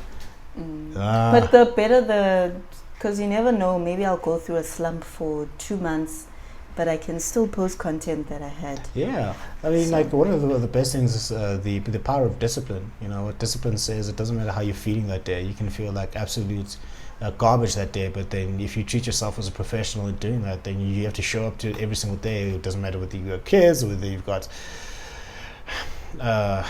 of work commitments, family commitments. Another person, as I said to Gary, is like, I work from 9 to 5. You know how tired I am when I get home. It's like, yeah, what are you doing from 7 till 2?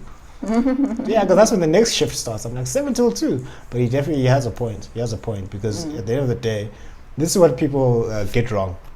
They'll be like, Kim is a good dancer because she's naturally gifted at it, she's passionate, and she's determined, and that's it. Yeah, but you work your face off. Yes. Sometimes literally, you're so tired, your face looks shotted and crusty. You know what you should do? What? You must look at my videos. Yeah. And I always put my clock there. Yeah. Look at the time every time. It's after work. Oh, it's after work. But like after I've been chilling and I'm like, dance. But always look at the time. It's going to be my new symbolism, just for everyone to also be aware. Yeah. The clock is always there and there's always a certain time. Okay. All right. I'm going to look at that, you know. And she even raised the eyebrows at me like. I did a... The Rock. Yeah. Right. So let's talk about The Art of Seduction. So Robert Greene is one of my favorite authors. I've read almost all his books. I'm still going through The Laws of Human Nature that he came out with, and I think I wanted to ask you about that. Yeah, The Laws of Human Nature. It was one of the ones here. Yes. The big. Yeah, it was The Laws of Human Nature. There was another one, not Rules of Worth. It was probably the last time that you were here. Yeah. No, I saw it today. I think it was The Laws of Nature. This one. Of Human Nature, yeah. I think that's the one I wanted to ask you specifically about. I can't tell you necessarily too much about it because I only just started it. Okay. So yeah, it looks brand new. It's clean. Yeah, brand new. That one. So fresh and so clean. So fresh and so clean. I should come up with like a series of books. This. So fresh and so clean. So, Art of Seduction, and what he basically says is that seduction is the most elusive, subtle, and effective form of power that exists. And what he basically is saying is that there are about 9. Let me just read the blurb, and then we're going to get into it. Just read it. It's fine. It is based on a simple fact of psychology. Humans are perverse, stubborn creatures who by nature will rarely do what you want. If you try to force them, they resist. The best way to bypass their natural resistance is to hit at their weakest spot, what they can least control, their desire for pleasure. Ooh. So we innately have an animalistic desire for pleasure. Stir such desires, pleasantly confuse and lead them astray, inflame them, and they will succumb to your will. So now he lists different types of seducers, right? There's the siren. That's like the seductive siren. That's like your Cleopatras. That is your Marilyn Monroe's. Like that's a person who's just reverberating sexual energy. You just see like that sexual energy that reverberates. Like Brazil has a lot of them. I was there last year. You just walk past. I'm like, I'm staying away from you here. I know what you mean. Yeah, you just look at them like this person. Yeah, this is a person who sent me to hell. This is sex. You are sex on legs. Sex on legs. But then it's subtle, you know. And then we've got the rake, and this is attributed to males. It's those males like the version of a siren. It's those males whereby they'll make you do things that you really don't understand. They'll make you feel a certain way, the things that they say, the energy that they give off. And sometimes they're not the most attractive people in the world. But they'll take you all the way to, because I mean the rake is a metaphor for like an actual rake. But that rake's a hot coal. But then like it'll make you just lose the senses and take you all the way down to hell, because now you're doing things you don't understand. You become a Popeye. Yeah, we become a Popeye. Yeah, Ronald. I'm Ronald. Thanos. Rake. Thanos. Yes. Rake. Like he's like So there's one of those people that just like exude that powerful sexual energy that make you do things that like, hey, why did I do that? But like Then we've got the ideal lover, and actually I've got the page open here. So let's look at that. So what did they say? Let's backtrack. Sirens have an abundance of sexual energy and know how to use it. They lure their targets like the sirens of Odysseus through their image and teasers, crafting the perfect seductive pose for their target. Yes, the Greek Odysseus. Yes, yeah. So I'm putting you there as a siren. I am a siren. You're a siren. Yeah, the guy. I saw that, right? And then rakes insatiably adore the opposite sex, and their desire is infectious. Unlike the normal cautious male, the rake is delightfully unrestrained, a slave to his love of women. There is an added lure of... Are there no women versions of rakes? That's the sirens. Oh, okay. So there's I could be wrong, Robert Greene. Get you on the show so you can talk about this. There is the added lure of reputation. So many women have succumbed to him. There has to be a reason. It is a form that matters, not the content. It's the form. Yeah. Ideal lovers. Ideal lovers have an aesthetic sensibility that they apply to romance. Like those people who are like exceptionally attractive, exceptionally beautiful. They're not hot. They're just beautiful. I'm like, this is my ideal person. The TDH, Totak and Hensa. Those are your ideal lovers. So, for example, Casanova, he was the most successful seducer in history. So, I want to say charming, but I thought you said we were about to say Trump. I'm like, no.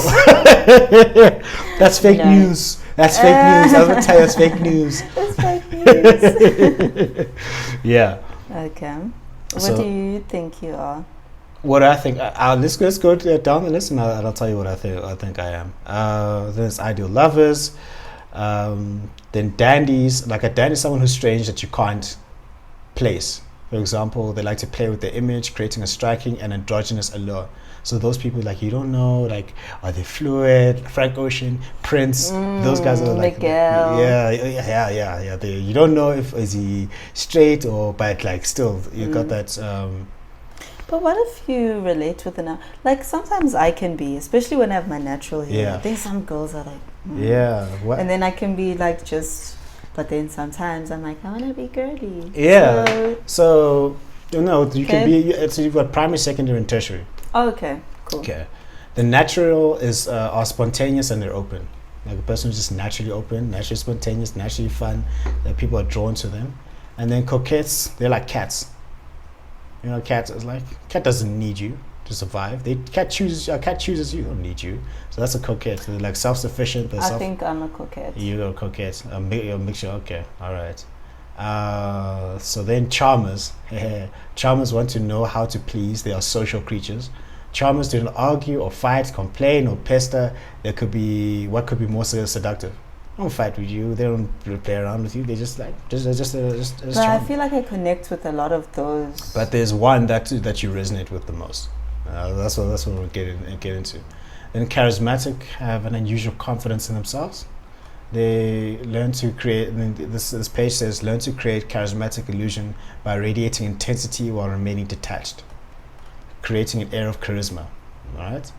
And then let me just listen to them all before I decide. Before you decide which one you are. So stars are ethereal and envelop themselves in mystery. People are hopelessly, listen to this, listen carefully. Sorry. Hey, hey.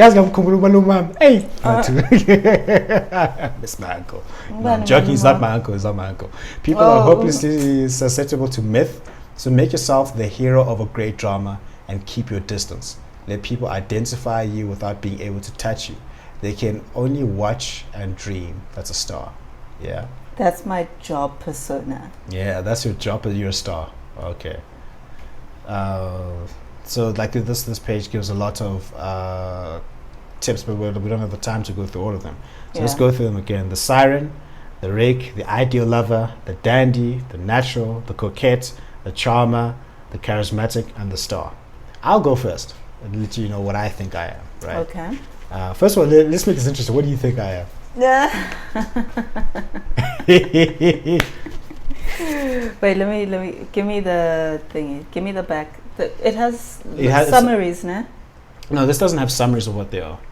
So we've gone through them. I'll summarize them here. So there's a siren, there's a seductive siren based on Greek mythology. The rake is someone who just like that really doesn't really care that much, but they'll make you lose all your morals. It's like black people and Sister Bettine. Yeah. Sister Bettina is the rake. Okay, rake. And then the ideal lover, like you're tall, dark, and handsome, or she's like an ideal mother, she'll take care of your children. The dandy sort of like makes the the playful, androgynous, you know. Then you've got the natural, the person who's just naturally confident and the things come easy to them. Then you've got the coquette, the person who's coy, like a cat, and you know, like I'm self-sufficient. You're the one before. I'm the one before the natural. Before. Okay, so let's go back. The siren, no. The rake, no. Ideal lover, no. The dandy. What is the dandy? The dandy is the androgynous one, the one who you can't place. You don't know where they operate in. No. After that? The natural. What's the natural? The person who's naturally charming, naturally charismatic, who's just... No, man. It was the one before naturally. Because I know you weren't initially naturally just charismatic. I could say that if I didn't know you as much as I did. Then there's the coquette, the charmer, the charismatic, and the star. Let's go through this again. The siren, you say no, obviously I'm not go. No, dude, now I have to come read this thing quickly. I just need to scroll through or turn your... Can I... Yeah, just be careful with it. Alright, cool. Okay. Let's look through here. Okay. So let's go through this really quickly. So we've got the sirens. Okay, they have an abundance of sexual energy. We just read the one-liners. Rakes are insatiably adore the opposite sex, and their desire is infectious. Okay. Then we'll go to the ideal lovers, have an aesthetic sensibility that they apply to romance. No, man, I think you are this. The rake. Yes. Now that I'll explain it because it reminds me of how you went into ballroom dancing, etc. Yeah. Because of the women factor there. I was also interested in ballroom and Latin dance. What are you talking about? But it was mainly the women. No, it wasn't mainly the women. There was something else. I think you're the rake. You're the rake. Okay. You are the rake. You call me the rake, huh? Okay, that makes people lose their morals. Is that what you're saying? Yeah? Guys, my two friends are fighting over Njabulo. They haven't even met him. They don't know. Like, that's the thing. How do you fight? They don't know him. How do you fight over? Well, he doesn't know them. They know of him. But they're fighting over him. Why? I'm the rake. I'm taking zero responsibility. He's naturally the way that he is. And then goes, actually, and I had another friend that hit me up randomly. She's like, Njabulo, she works at the gym. I was like, what? That lady. You see? So I'm actually convinced. Convinced I'm a rake. Yeah. Ooh, yazi uNkulunkulu namandla. Without effort, it's not that you try, but it is what it is. It is what it is. It ain't what it ain't. 'Cause it ain't what it was. Yeah, I mean, so like I place myself as the rake. There, you're right. I identify with all of them, but I identify with the rake. Why? Because it's good. And also the woman part. You love women, but not that like you like. You're not a hoe. Yeah. But you adore women. Like you appreciate women. Yeah, I do. And I know you do. Yeah, I was a mama's which is boy, why so. you have and Yeah. also you have quite a number of female friends, and your female friends are not just. They are significant women that are somewhat independent or powerful in their senses. Like, so I really. Okay. My nigga. Like that's how Denzel Washington said. My nigga. I was listening to Blue Magic today, the Jay-Z album. The Blue Magic. Don't waste your time. Now you just talked about me, then you say don't waste your time. Is that a message to your friends? No, I'm kidding. So where I place myself is the rake, because that's something I learned. The charmer and the charismatic, because of the speaking that I do and these podcasts and shows, and I looked up to guys like Malcolm X. Malcolm X was the charismatic. The person was able to draw you with their personality and the gift of the gab. That's what a charmer is. So rake, charmer, charismatic. That's where I put myself. What do you think I am? What I think. Me, I don't think anything. Me, I knows you. I knows you. You knows me. You look on the creme, ne? Is it popping like a tear pop? Oh boy. I wish I could sound like Gabby Moyes when the Canadian accent comes. It's like, oh, Yo, she kills me. Our voice notes. Like when she sends me voice notes, she's like, "Hey sister, listen. Yes. This is what's happening, and it's going down."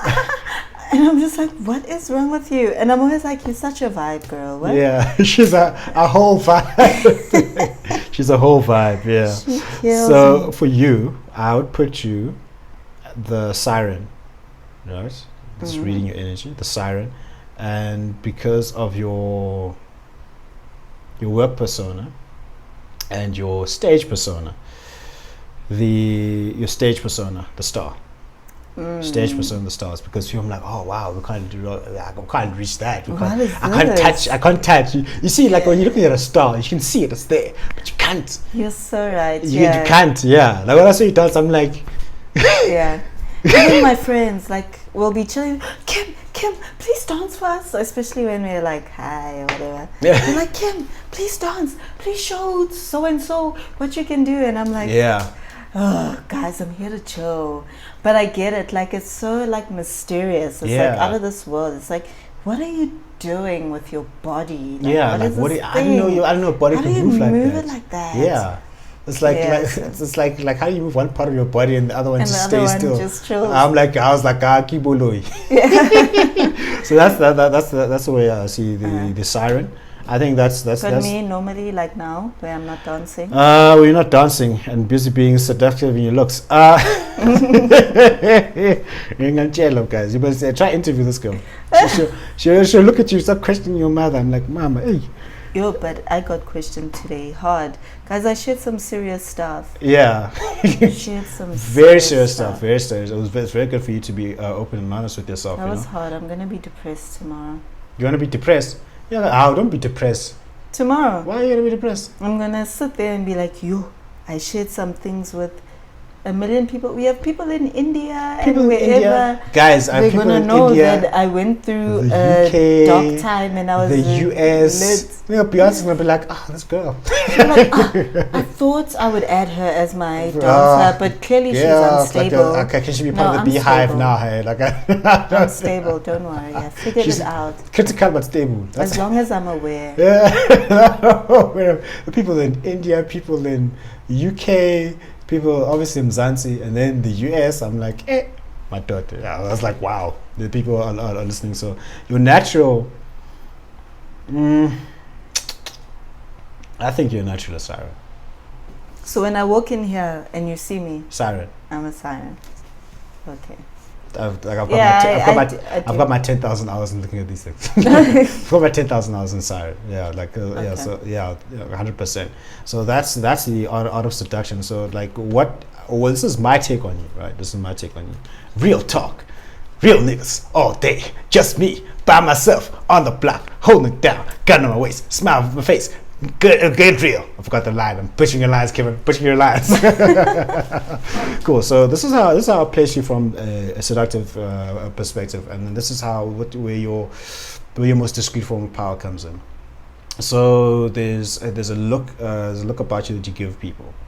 Not even give people, that just emanates from you. It's just looking at people like that emanates. Like, this person is naturally seductive, and there's a negative connotation to seduction. She's like, no, she wants to take all my money. Maybe she does, we don't know. But like, but then there's the air of being mysterious, and then there's just an energy about you. It's not 100% like 100% sexual all the time. But there's the energy that draws people, and then your ability to just look.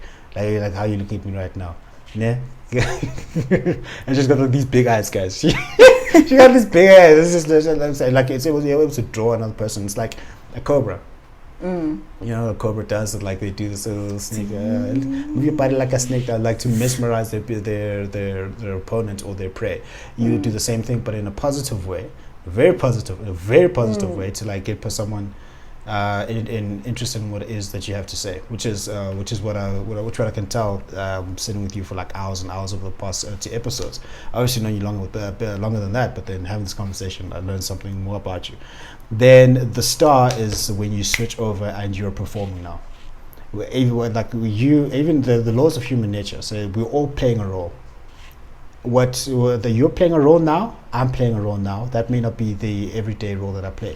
For example, I work as a project management professional. How I am now is definitely not how I am there at work, because I have to be different. I have to tell people, I have to tell these developers, you're working this Saturday because you didn't finish my code this Friday. How dare you? How dare you? So I have to be that hard person. But then smile at them. Imagine you being that nice. Yeah, no, because I do it nicely. I'm like, so you didn't finish.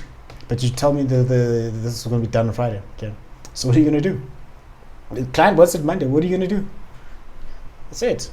Get people to do the work. And sometimes you need to kick ass to make things work right. That's why I like my Michael Jordan. Like when in his team members, he was like, you do your fucking job. You do your fucking job. Yeah. I'm like, I'm sorry. Excuse my French, but that was Michael Jordan said that, not me.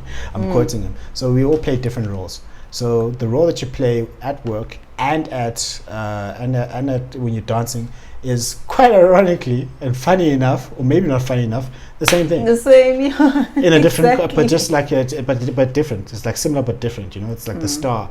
Like she says, a bit mysterious, but I see what the star can do. It's like making my nights brighter. You make people's nights brighter.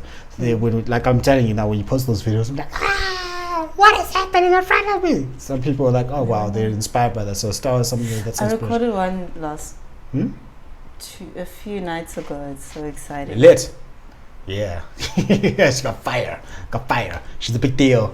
I'll show you. Yeah. Show them. But no one else will see it. No one will see it yet. Yeah. I'm going to give myself a private performance because I'm bad. I'm bad. Been chopping trees. I've done something new for this fight. Come on. So that's the role that you play. Like your videos, and when you're at work, you're a star. Okay. So that's the role that you play. Then the third one, where did I put you at? I'd say a bit of a coquette. That means a person comes across, I don't need you, but I'm here because I want to be. And there's nothing you can do about it. And that's Yeah. If I want to stay, I'll stay. That's a coquette. And then it's like that air, like all these things are like interlinked. But then because of the other parts, like people are always drawn to me anyway. And then they like, oh, but we do want you to stay. Yeah, I want you like, to stay. Okay, Oh wow, even me. fine. Oh wow. Let me stay. Yeah, let me stay. I'll stay. No, I'm not blowing my horn. I'm just saying. I just see those personalities. Yeah, so That's not the way I see in itself in your personality. I mean, like, I'll send you a link. Just go and read through this and see see how you I can would just love to. see how you can just those play to your strengths and how you can apply them to like make yourself better. Because like every single one of us are in the business of selling. What is selling? It's some form of seduction. Siyahosha. Mina zange ngisizahosha. It's a days. That's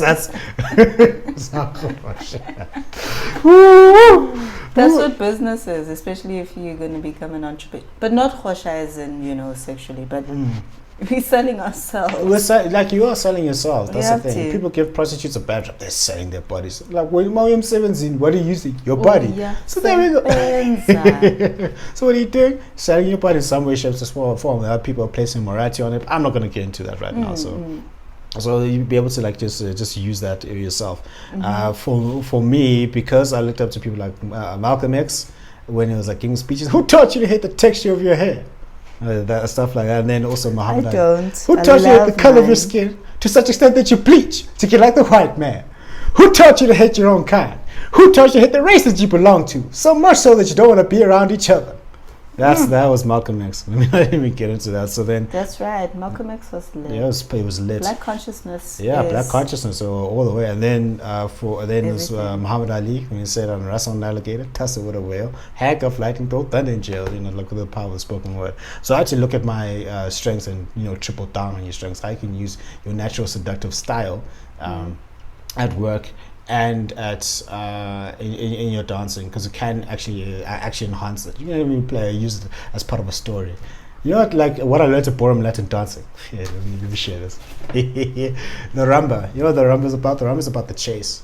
That's the narrative of the rumba. Oh, it makes sense. Yeah, the rumba is the chase. Is that the yes, I guys want often you. chasing. Yeah. Well, most are chasing each other. Yeah, they're chasing each other. Like I want you, but you can't have me. That's like every single Ballroom Latin dance has a story attached to it. So you can include stories into your dancing. Yeah. So that's what you can do. I also want to ask you a question about power, the 48 laws of power. Yes. I'll ask you about the 48 laws of power.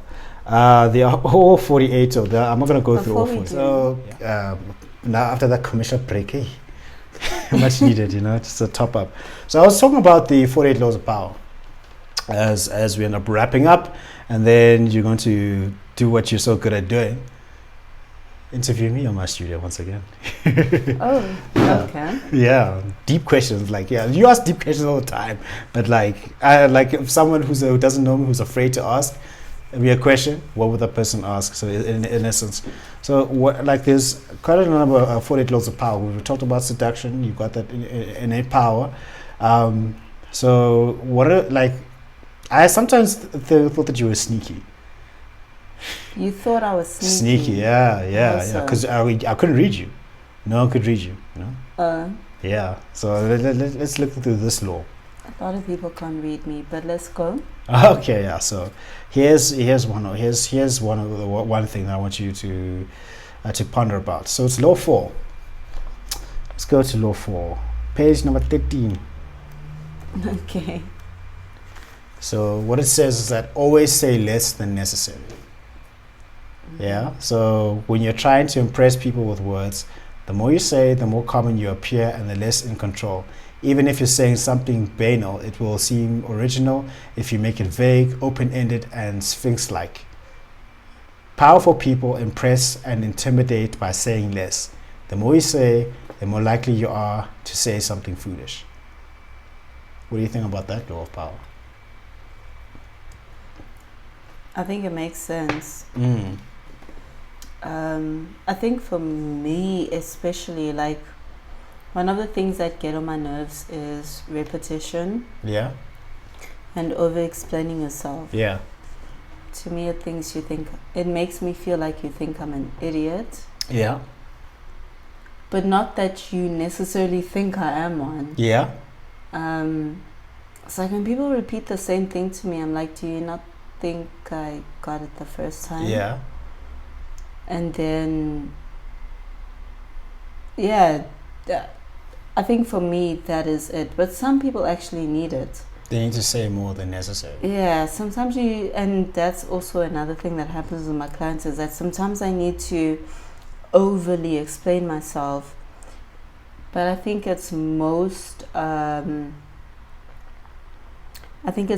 relevant when it comes to language barriers. That's it. If there's no language barrier, you can say one thing once and people get it. Yeah.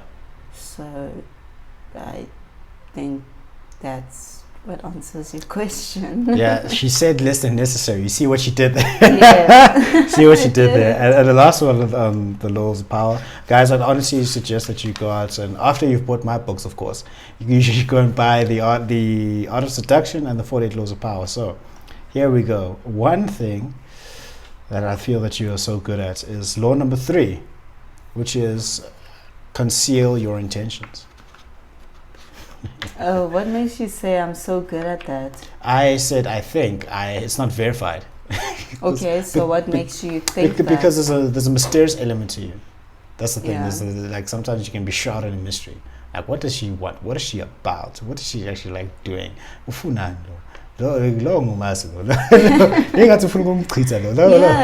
So you're concealing your intentions, and then so this is what Robert Greene says. Keep people off balance and in the dark by never revealing the purpose behind your actions. If they have a clue what you are up to, they cannot prepare a defense. Guide them enough down the wrong path, envelop them in enough smoke, and by the time they realize your intentions, it will be too late. This is so bad. Why are you exposing me like this? I'm Tolil. Yeah. Yeah. But I think it also depends on the person and what their past is. Honestly, I start off by not initially sharing my actual story. Because I want you to get to know me first, and then when I tell you my story, you're like, oh snap, she's actually lit. And you're like, oh, okay, so you're like this, but oh shit, the background story is deep. So I think, yeah, like I'm saying, it depends on the person. Like for me, that's how it is, because I like letting people get to know me first, because I am someone that is always wanting the best for other people, and I'm always wanting people to understand me on a deeper level, etc. And then all the other stuff we can talk about later. Sorry, like once you've known me properly, then we can talk about those things. But like initially, I don't want you to judge me on that. Like, let's talk now. And I can be mysterious, I really can, but I like that. And it's also because of the way that I look. I sometimes seem quite a bit intimidating. So I don't want people to feel intimidated initially by seeing me. I want us to talk first, and then we can get into the nitty-gritties of everything else. So I get both of the little topics that you mentioned. See, I study people. Got her. I study people. No, seriously, I study people. Because I don't know, I don't put nothing better to do, but I study people. All right, cool. You don't look impressed, eh? You don't look impressed. But okay, so that's like good stuff, eh? Like real good stuff. When I've gone through this, the first book, I'll let you know. I'll let you know how it is. Please like. do. Yeah, so it's some good stuff. So now we're going to go to the point where you interview me, and then we're going to wrap up. Yeah. Ask away, Kim. Ask away. Why do I need to interview you? Ask me a question. No, just answer my question. Why do you need to? You don't need to. Yes. I think it's something that's interesting. interesting take because I've been. No, it's good. I just wanted to know why. It's the thing about that is like in the previous episodes is that before episode 14, I'd always be facilitating conversation, drawing questions out of people. And I'm like, we want to know what you're about, and we want to have people ask you questions, and you know, so that's what it's about. You don't have to if you're not comfortable, but if you. No, it's not that I'm not comfortable. I think that the one question that I really wanted to ask you, I did ask, which was one of the seduction. Oh, okay, yeah. Yeah, and I think I got that because I had asked the questions initially, and then we already had the questions session during your launch. Okay, all so right. like my question was. Which one? Yeah, which seductive type am I? Like, okay. So our question for today, my question for today was that, and I think you've answered a lot of your questions. Yeah, that's what happens when she's too much of a follower, you know. Yeah. Not even too much. There's not too much. I'm just a fan. Yeah, just of a fan. Yeah, I'm just a girl. I'm a fan of a fan. Fan of a fan. Just, it is what it is. I'm her fan and she's my fan. You know. Okay. So that wraps it up for us. But another question. I'm guessing, and I've realized that you have been reading a little bit more. So during this time that you've been reading from our last session, what was like the most intrinsic thing that you had learned where you were like, I'm taking it home, bagging it? So that goes to Dr. Jordan Peterson's book. I don't know if you know of Dr. Jordan Peterson. He's a clinical psychologist, and he became known as the foremost thought leader in the Western world. They should follow up on him. I've recently started studying again. Yeah, doing a master's and a doctorate concurrently. Don't ask me how I did that. I pulled it off. So, and also doing some stuff. What's that way now? I'm saying, what do you like? Someone asked me like, Jabulo, what do you want? Mina, gite. No. I also want everything. Everything. I want everything. So I started reading his book, 12 Rules to Success. And the one thing that stuck with me there is one of his rules is compare yourself to who you were yesterday, not who someone else is today. Because it's all about making those incremental improvements to yourself. And even the great philosopher Puff Daddy said, he said that I can't be focusing too much on what another person is doing because I'm focused on my own hustle. And that's the thing. If you're always comparing yourself to where another person started, where another person is, then you don't have their story. You don't have their background. You don't have their struggles. And you're doing yourself a disservice by comparing your unique self to them. And we all fall prey to it. I still fall prey to it to this day. So reading that was like actually powerful, because if you're always wanting to one up the person who you were yesterday, you're constantly growing and constantly. That's success. The progressive realization of the ideal. So that one stuck with me because it was a very powerful thing. Yeah.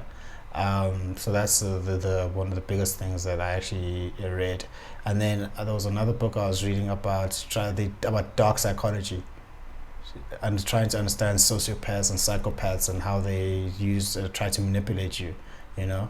And then one of the interesting things I heard is gaslighting. And you know what gaslighting is? For example, let's say you and I are having an argument, and then I said, okay, so we're living together, we're married, and then you didn't cook or whatever the case is.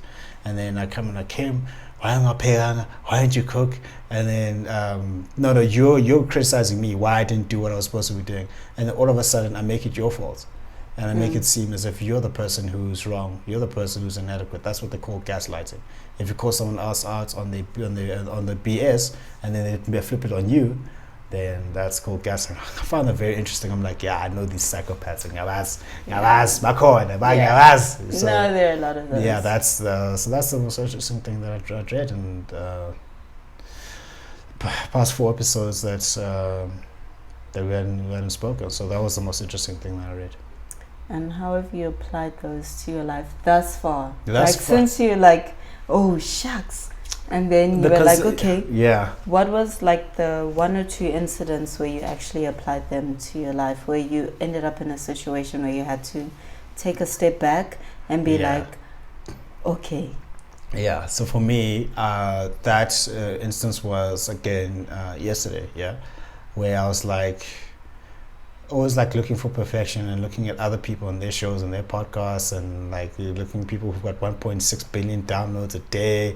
And I'm like, hey, how am I going to get there? And busy stressing. And it's like, no, compare yourself to who you were yesterday. The person who you were yesterday hasn't actually launched a podcast. So start there, nigga. And then, so that's the recent thing. And I'm so glad I did it. And then now I can just move on to growing it and improving it. So that's one of the latest incidents where I said, let me compare myself to who I was yesterday. And then the day, when I was like yesterday, the day before that, I was like, I hadn't launched. And I was saying, because I was like, semi being a perfectionist. Well, you know, being a perfectionist, like I'm gonna hold on to this thing. I haven't got everything sorted out. So I was like, let me launch. I mean, I've got enough episodes out there. Let me bite the bullets, and even if it's not perfect, even if things don't go the way you're supposed to be doing, you're still in a much better position if you just have the official launch and figure it out than you would have been previously. And then also being aware of psychopaths at work. Psychopaths on social media, and being aware of just how they maneuver and like and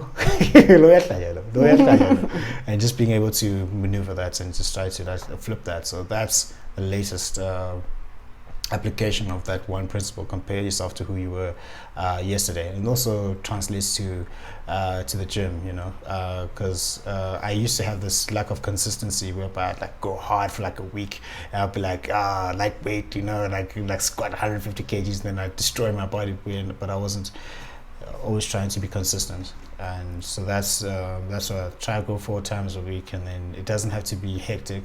The fact that you're in the gym, then you can go as hard as possible. And also with my diet, start doing the proper meal prep.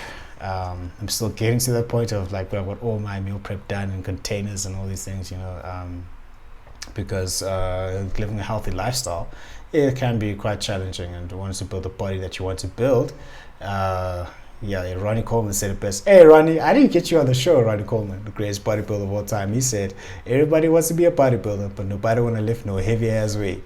What he's saying that people want to do things, but they don't want to do the hard work that goes into it. For example, people can see you dance and like, I want to be a dancer, but they don't want to go through the hard work of, being in the club is one time, then finally flowing, you know what I mean? Yeah, so that's how I apply that lesson. Okay. And what is your biggest accomplishment, or the best thing that has happened to you in the past month? Past month, November was lit. So biggest accomplishment, I'm going to take the podcast out of it, because I think that was the biggest accomplishment this month for me. I'm going to take that out. I think the biggest accomplishment for me was being able to, I think, get to a point of understanding grief and being able to deal with it and being able to see the positive side of it. Because you've been very positive about it, eh? Yeah. It was quite refreshing, because for me, I hadn't taken it as positively as you did. But the fact that you would mention that, you lived a good life. Yeah, because I mean, like for the people, I'm like, that's actually how it should be. Yeah, I mean, for the people listening on the show, I mean, my dad passed away over a month ago, and over a long battle with respiratory disease, and it was very hard to see him, your hero, basically, your very first superhero, deteriorate to that point. And then when I think October was a rough month. I had a nervous breakdown. I couldn't go to work. And then Umalumwetu was like, "Oh, you dead." I'm gonna stop saying that because people are like, "Stop it." I'm like, okay, fine. What? So I broke down. I was able to deal with it, and then I actually had to. I told myself I can't necessarily be selfish at the end of the day, because how everything panned out, it was the best way possible. Because think about it, he could have passed away during like level 5. Not at level 5, was it?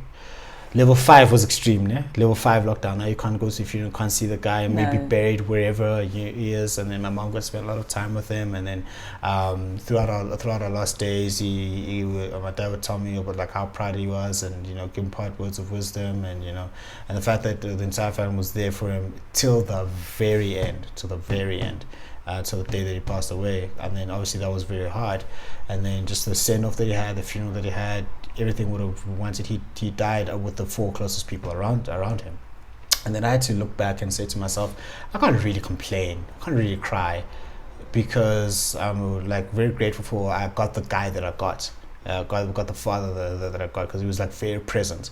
He was there for everything. When I was grade 1, he walked me into the school.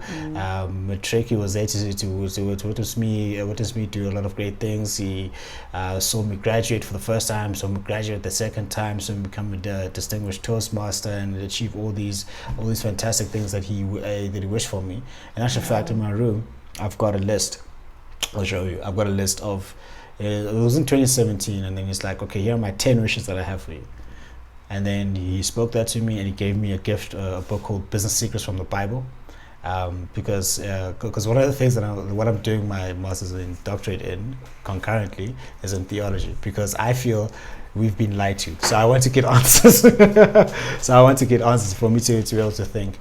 And then he gave that to me, and he said, I'm proud of you, here's a handover, go forth and learn. One of these wishes for me is to meet and exceed my business vision, for me to be the best speaker in the world, champion of the entire world, have a good family one day, be the best progressive citizen that I can be. And he gave me all those wishes, and he gave me the means to achieve that. And when I look back, there were fights, there was things I didn't understand, but he got to see me launch book 1 and then book 2. That's why I cried yesterday, because the first time I was launching anything without him there. So that was tough. This was for Mtimban. and then I just remember all the real good times. So just how everything planned out. It was really God's grace, Kanye Namadlu's, who helped us out in terms of making it a very beautiful send-off that he had, and he lived a very great life. And then sometimes when it's your time, it's your time. Well, that's why it's so powerful that you have a clock in your videos, because when it's your time, it's your time. And he taught me everything that I needed to know, and imparted so much wisdom. And because he didn't have a dad. His dad passed away while he was still in the womb, and then he was like, I'm going to be present for my kids, and he was. He was. I can't really say a complaint. Yeah, he created some dope kids. Some dope kids. No, he created 2 average kids and 1 exceptional child. Of course, Of course. I'll share this as a secret. So he told me it's like, of the 3, you're gonna be the best one. So now I'm like, well, no pressure. So now I need to. I'm like, okay, my siblings are not gonna be happy hearing that, but whatever.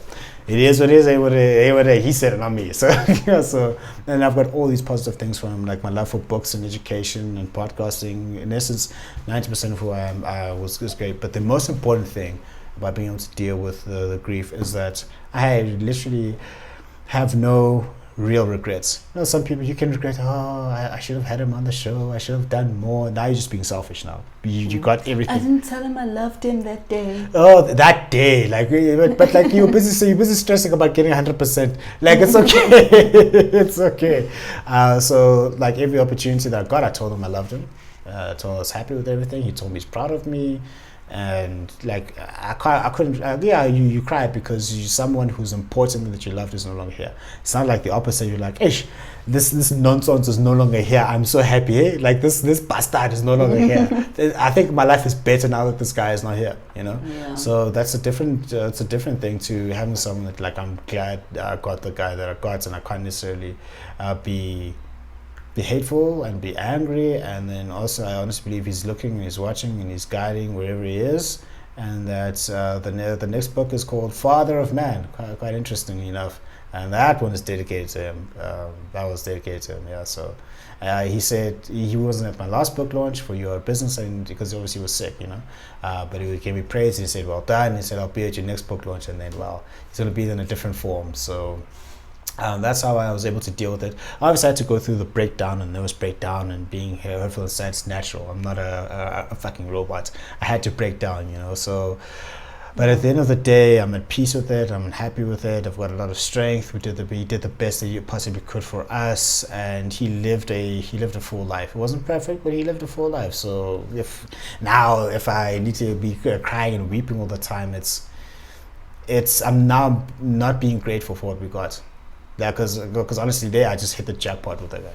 I really hit the jackpot. Like, because I didn't know like trash fathers existed because of him. I didn't think trash fathers existed. I thought like all fathers were present, they provided, they protected, they affirmed you, they were there for their kids. And then I got to varsity. I started dating a couple of girls whose dads weren't there. They paid the one. And they're like coming to you, oh, babe, I'm so sad. I'm like, why? What's happening? My dad. And you're like, how? Your dad? Yeah, I got on a call with him like, yo, dad, I really, really appreciate you, because out here people don't have dads. It's lit. And he's like, hey, well, he also said, well, at least you listened, because some people have great father figures and they don't listen at all. Like the dad could have done, like sometimes parents could have done everything right. The kid's like, I'm still gonna do whatever it is what I'm going to do. So it was rough for me, I would say, for about a duration of 2 weeks. When the reality hit, which is when you went off the grid. Yeah, for the 2 weeks. I went off the grid for about 2 weeks to a month. October was lit. My God. Yeah, October was hectic. Oh, yeah. And it was that retrograde time. Yeah. I'm not hella astrology. Yeah. But it was a retrograde. Like everyone was just, things were off balance. Something was up in that month. Everything was off. The first part of October, I had a nervous breakdown. I took time off from work. I couldn't eat. I couldn't sleep. I did the same. And because I was like, the reality hit me that he's going to die. This you can believe in prayer and magic, but like instinctually you know that he was going to move on to the next pain. And you didn't want to see him suffer like that. And then your hero is about to die. Yeah, my hero is about to die. And I'm glad that I got to tell him that he's my hero. I had a funny story. After my first graduation in 2012, that's when you got there. First graduation in 2012, my entire family came through, and then I had a picture of him. Right, I had a picture of him saying, "Dad, you're my hero." Like he was speaking, and then like the frame had the words inscribed on it, "Dad, you're my hero," and I had a big poster of him on the wall of what his favorite quotes: "The greatest sin you can commit against another person is to deny them education." So then, and then captioned Dr. Temba James Mkhush. So that's why I might as well do the doctor, because I can be like, Dr. Jabla James Mkhush, I like me.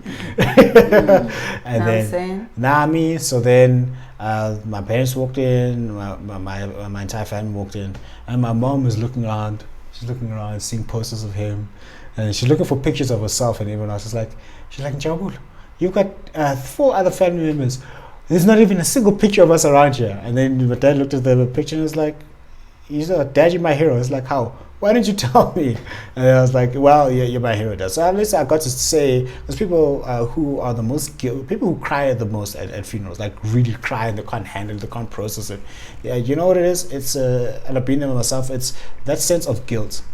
Of having not I haven't expressed my love, or I disappointed the person, or I completely disappointed the person. For example, let's say you get married, your husband passes away, but you were a trash wife. Or you had a fight the day before. Or you had a fight the day. Not even fights are natural, but I'm talking about like consistently disrespecting the person, not listening to the person's advice, or just really, really not being a great person there. But then.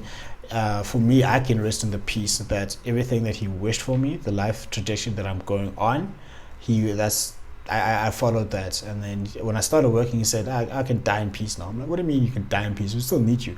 He said, from this perspective, if I die now, you are self-sufficient, and you're the last born. So you don't want your kids to be suffering on that. So it's nothing. And also every major achievement that I achieved, he was the first one I would call. Now the hard thing is like when I achieve something else, who am I going to call? Who are you going to call? Ghostbuster.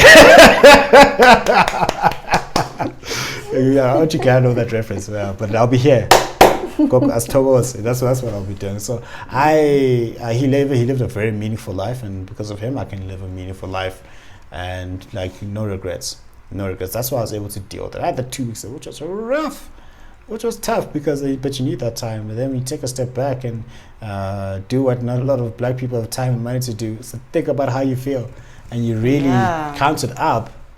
Guys, come on! I can't really complain. That's how I dealt with it, and then that's why I didn't tell a lot of people about it or what was happening, because I'm like, what? I don't want people feeling sorry or, oh my gosh, I'm sorry. I'm like, there's nothing to be sorry about. Literally, nothing to be sorry about. It's not like this guy was a good doing that I just wanted out of my life. So that's the biggest achievement for me to be able to deal with that grief and to use that pain and to go forth and be like, hey, just carry on the work that he started. So yeah, I really like that, because I do recall you calling me when you were ready to be within the world. Yes, yeah. And you were like, oh, by the way, this happened, but don't feel sorry for me. My dad lived a great life, whatever. And I was like, okay. And it was random, like at 10 a.m. or something. Yeah. And I didn't even realize you were offline. I was like, how? Okay. And then and I was like, oh snap, okay. And then I was also very grateful to know that I was one of the people that you felt like you should call to be like, look, this is what's happening and this is what happened. Also because I know that you had been in my life during the time that I had lost my other father, because I've had 2 fathers now. And you had always been supportive for me, so it was nice to know that you were like, actually, this was a positive thing, because most people see it as negative. Like for me, I also saw my dad's one as it sucked for that time, but it was positive because he was going through pain, and you're just like, that pain wasn't nice, because he was very. The reason why I'm so self-sufficient and so independent is because of him. Yeah. So when he was in a position where he wasn't independent and self-sufficient, I was like, me too. I would have just been like, I'm out. I'm gone. I see someone in that after some time, I would have been like, I know it's been because also a month. I remember just story. The number of people who lost their parents. Not parents who lost their fathers, and I think no one prepares you for it mentally until you go through it. So now it's like, I understand. Exactly. I understand that. And honestly, that's something I do not wish on my worst enemy.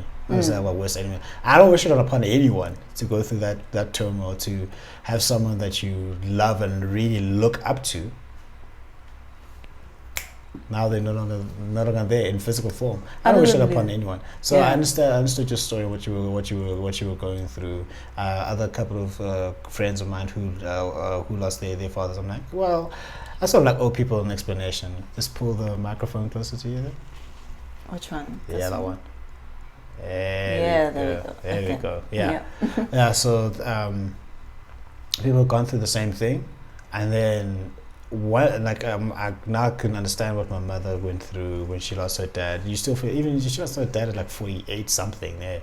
I'm like, how now you're just being selfish now because you had him for 45 years. I'm not even 30, bro. I'm not even 30. I've gone through all of this. I'm not even 30. Like being, you really grow up when you have to bury your dad.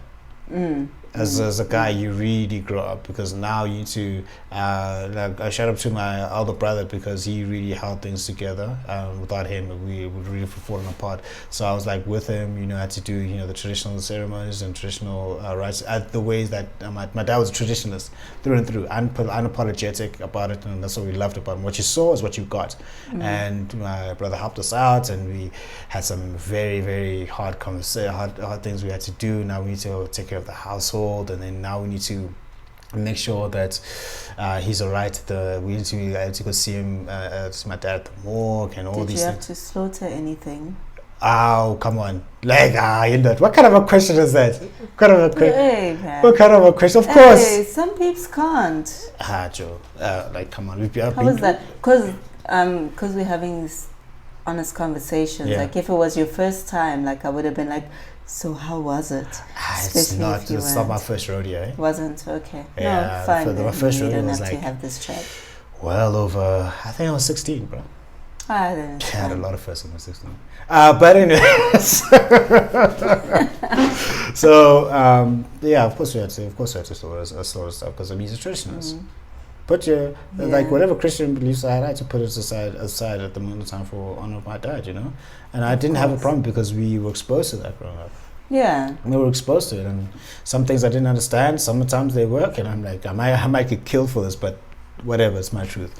Anyway, there's a certain part of that we want to like throw away, and we don't really understand. But you know, reality is sometimes it needs to be done, and like, Tell what you must. yeah, do what you must. So honestly, the send off that he got is exactly how he would have wanted it. Like, because we knew him, so he was a traditionalist through and through. He knew exactly what he wanted, and this is how he would have wanted to go.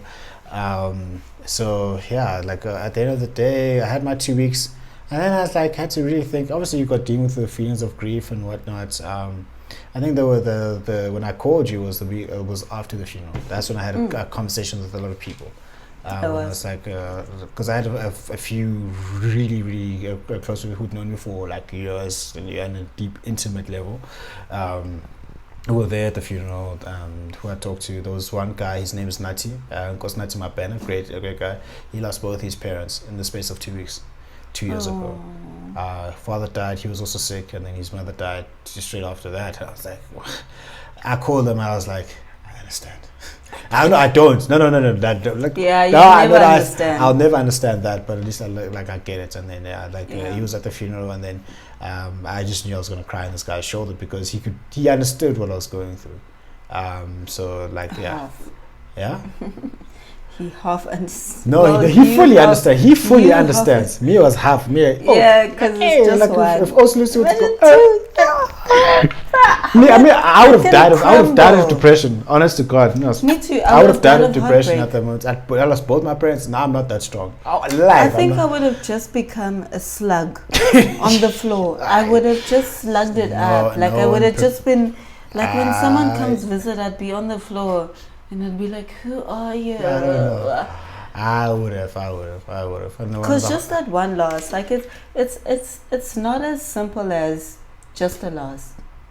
It's the energy. You can feel the energy in the household shift. Yeah. It either becomes dark or it becomes free, like as in empty. And then now when it's two, or even just like if everyone else is not on the same spiritual level that you're at, like it can become a very dark place. And that's what I'd experienced for a bit of time, and then at some point everything just felt like free flowing. It felt like I was in Joburg, yes, but I felt like I was at the beach because there was just energy like this just flowing in and out. And it's like a weird time, man. It's like you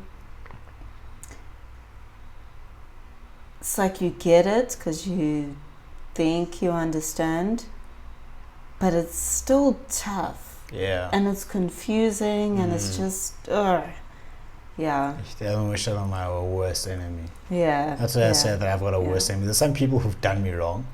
Like some people just act like done me wrong, stole money from me, Who would do you wrong, Jabs? I would never do you wrong. Look at you. What is your seduction? What? The charmer, the natural. I wouldn't do that to you. Like he left me. I was like, but so he's bigger minangeto. Correct. No, it's like certain work situations where that's why sometimes 48 Laws of Power says you shouldn't outshine the master. Like the previous place where I worked, because I come in with all my certifications and I'm this clever black, and then there's this my superior was this white guy. I'm not gonna name any names, but then was he 7 years younger than you? No, he was way older, twice my age. How? Yeah, but then now you know more than the person does. And now like this guy's going to try one up me, all these things. And then there was an interesting situation where I got embezzled out of like 100K. So even him, I wouldn't wish this. And even this, I wouldn't wish this upon that person. Even this, no. Yeah, no, that's good. Yeah, it's tough. All right, so we're gonna have to wrap up. Geez, like now I'm gonna wake up depressed for it tomorrow. I'm happy. Me too. That's why I'm like, oh fuck, now I'm gonna be depressed shit. tomorrow. But it's fine. May I dance it off? Yeah. Well, we've got a green screen there. I'll 'Cause charge my phone for a bit. Yeah. You can dance it off. We'll move the lights and all that stuff to the outside. So that has been Kim and Mkhush on the 18th episode of the NJ podcast. I am 1922 episodes away from having my goal for 2020, for having 20 episodes recorded. And thank you very much for helping me in part of that milestone, Kim. You are a treasure, you are a gem, and you're a star. You're a star. She's a star, people. She's a star. You know, like I know on a personal level. That's my seduction. That's my seduction. Yeah, that's a seduction. Like I got it on speed dial. I got it on WhatsApp. I got it on Instagram. I got it on Facebook. But y'all will see when I decide to dance now. Green screen, like all to try and like. This is actually funny the time that you can see me dance because we've been talking about dance, whatever. Now let's do it. Because it's late. It's raining outside, guys. Yeah, it's gonna be lit. So that has been Kim Mkhush, and then that's myself and Joel James. And guys, remember that success is a progressive realization of a worthy ideal. That means you're going after what you've always wanted to go after because it's in alignment with your highest values, and this is the easiest thing that you can make manifest. And you're going to be, it's what is alignment with your best seduction style and your best power style, and you go out there and just make things happen, because at the end of the day, no one else is going to do it for you, but you yourself have to do it. So that has been the 18th episode. Fire. This was deeper than the last conversation we had. She's like, hey, but that's why we went with the flow, though. Yeah, that's why we went with the flow. Ooh, yes, we were in flow. Yeah, we didn't plan this. But there was a plan, but not a plan. You know what I mean? That's why I said match. Oh, much of a plan. Okay, yeah, definitely. But it was real. It was real. I'm glad I could actually share some deep insights about that. So we look forward to having you on the next show. And yeah, this is us signing out. Thank you, Kim.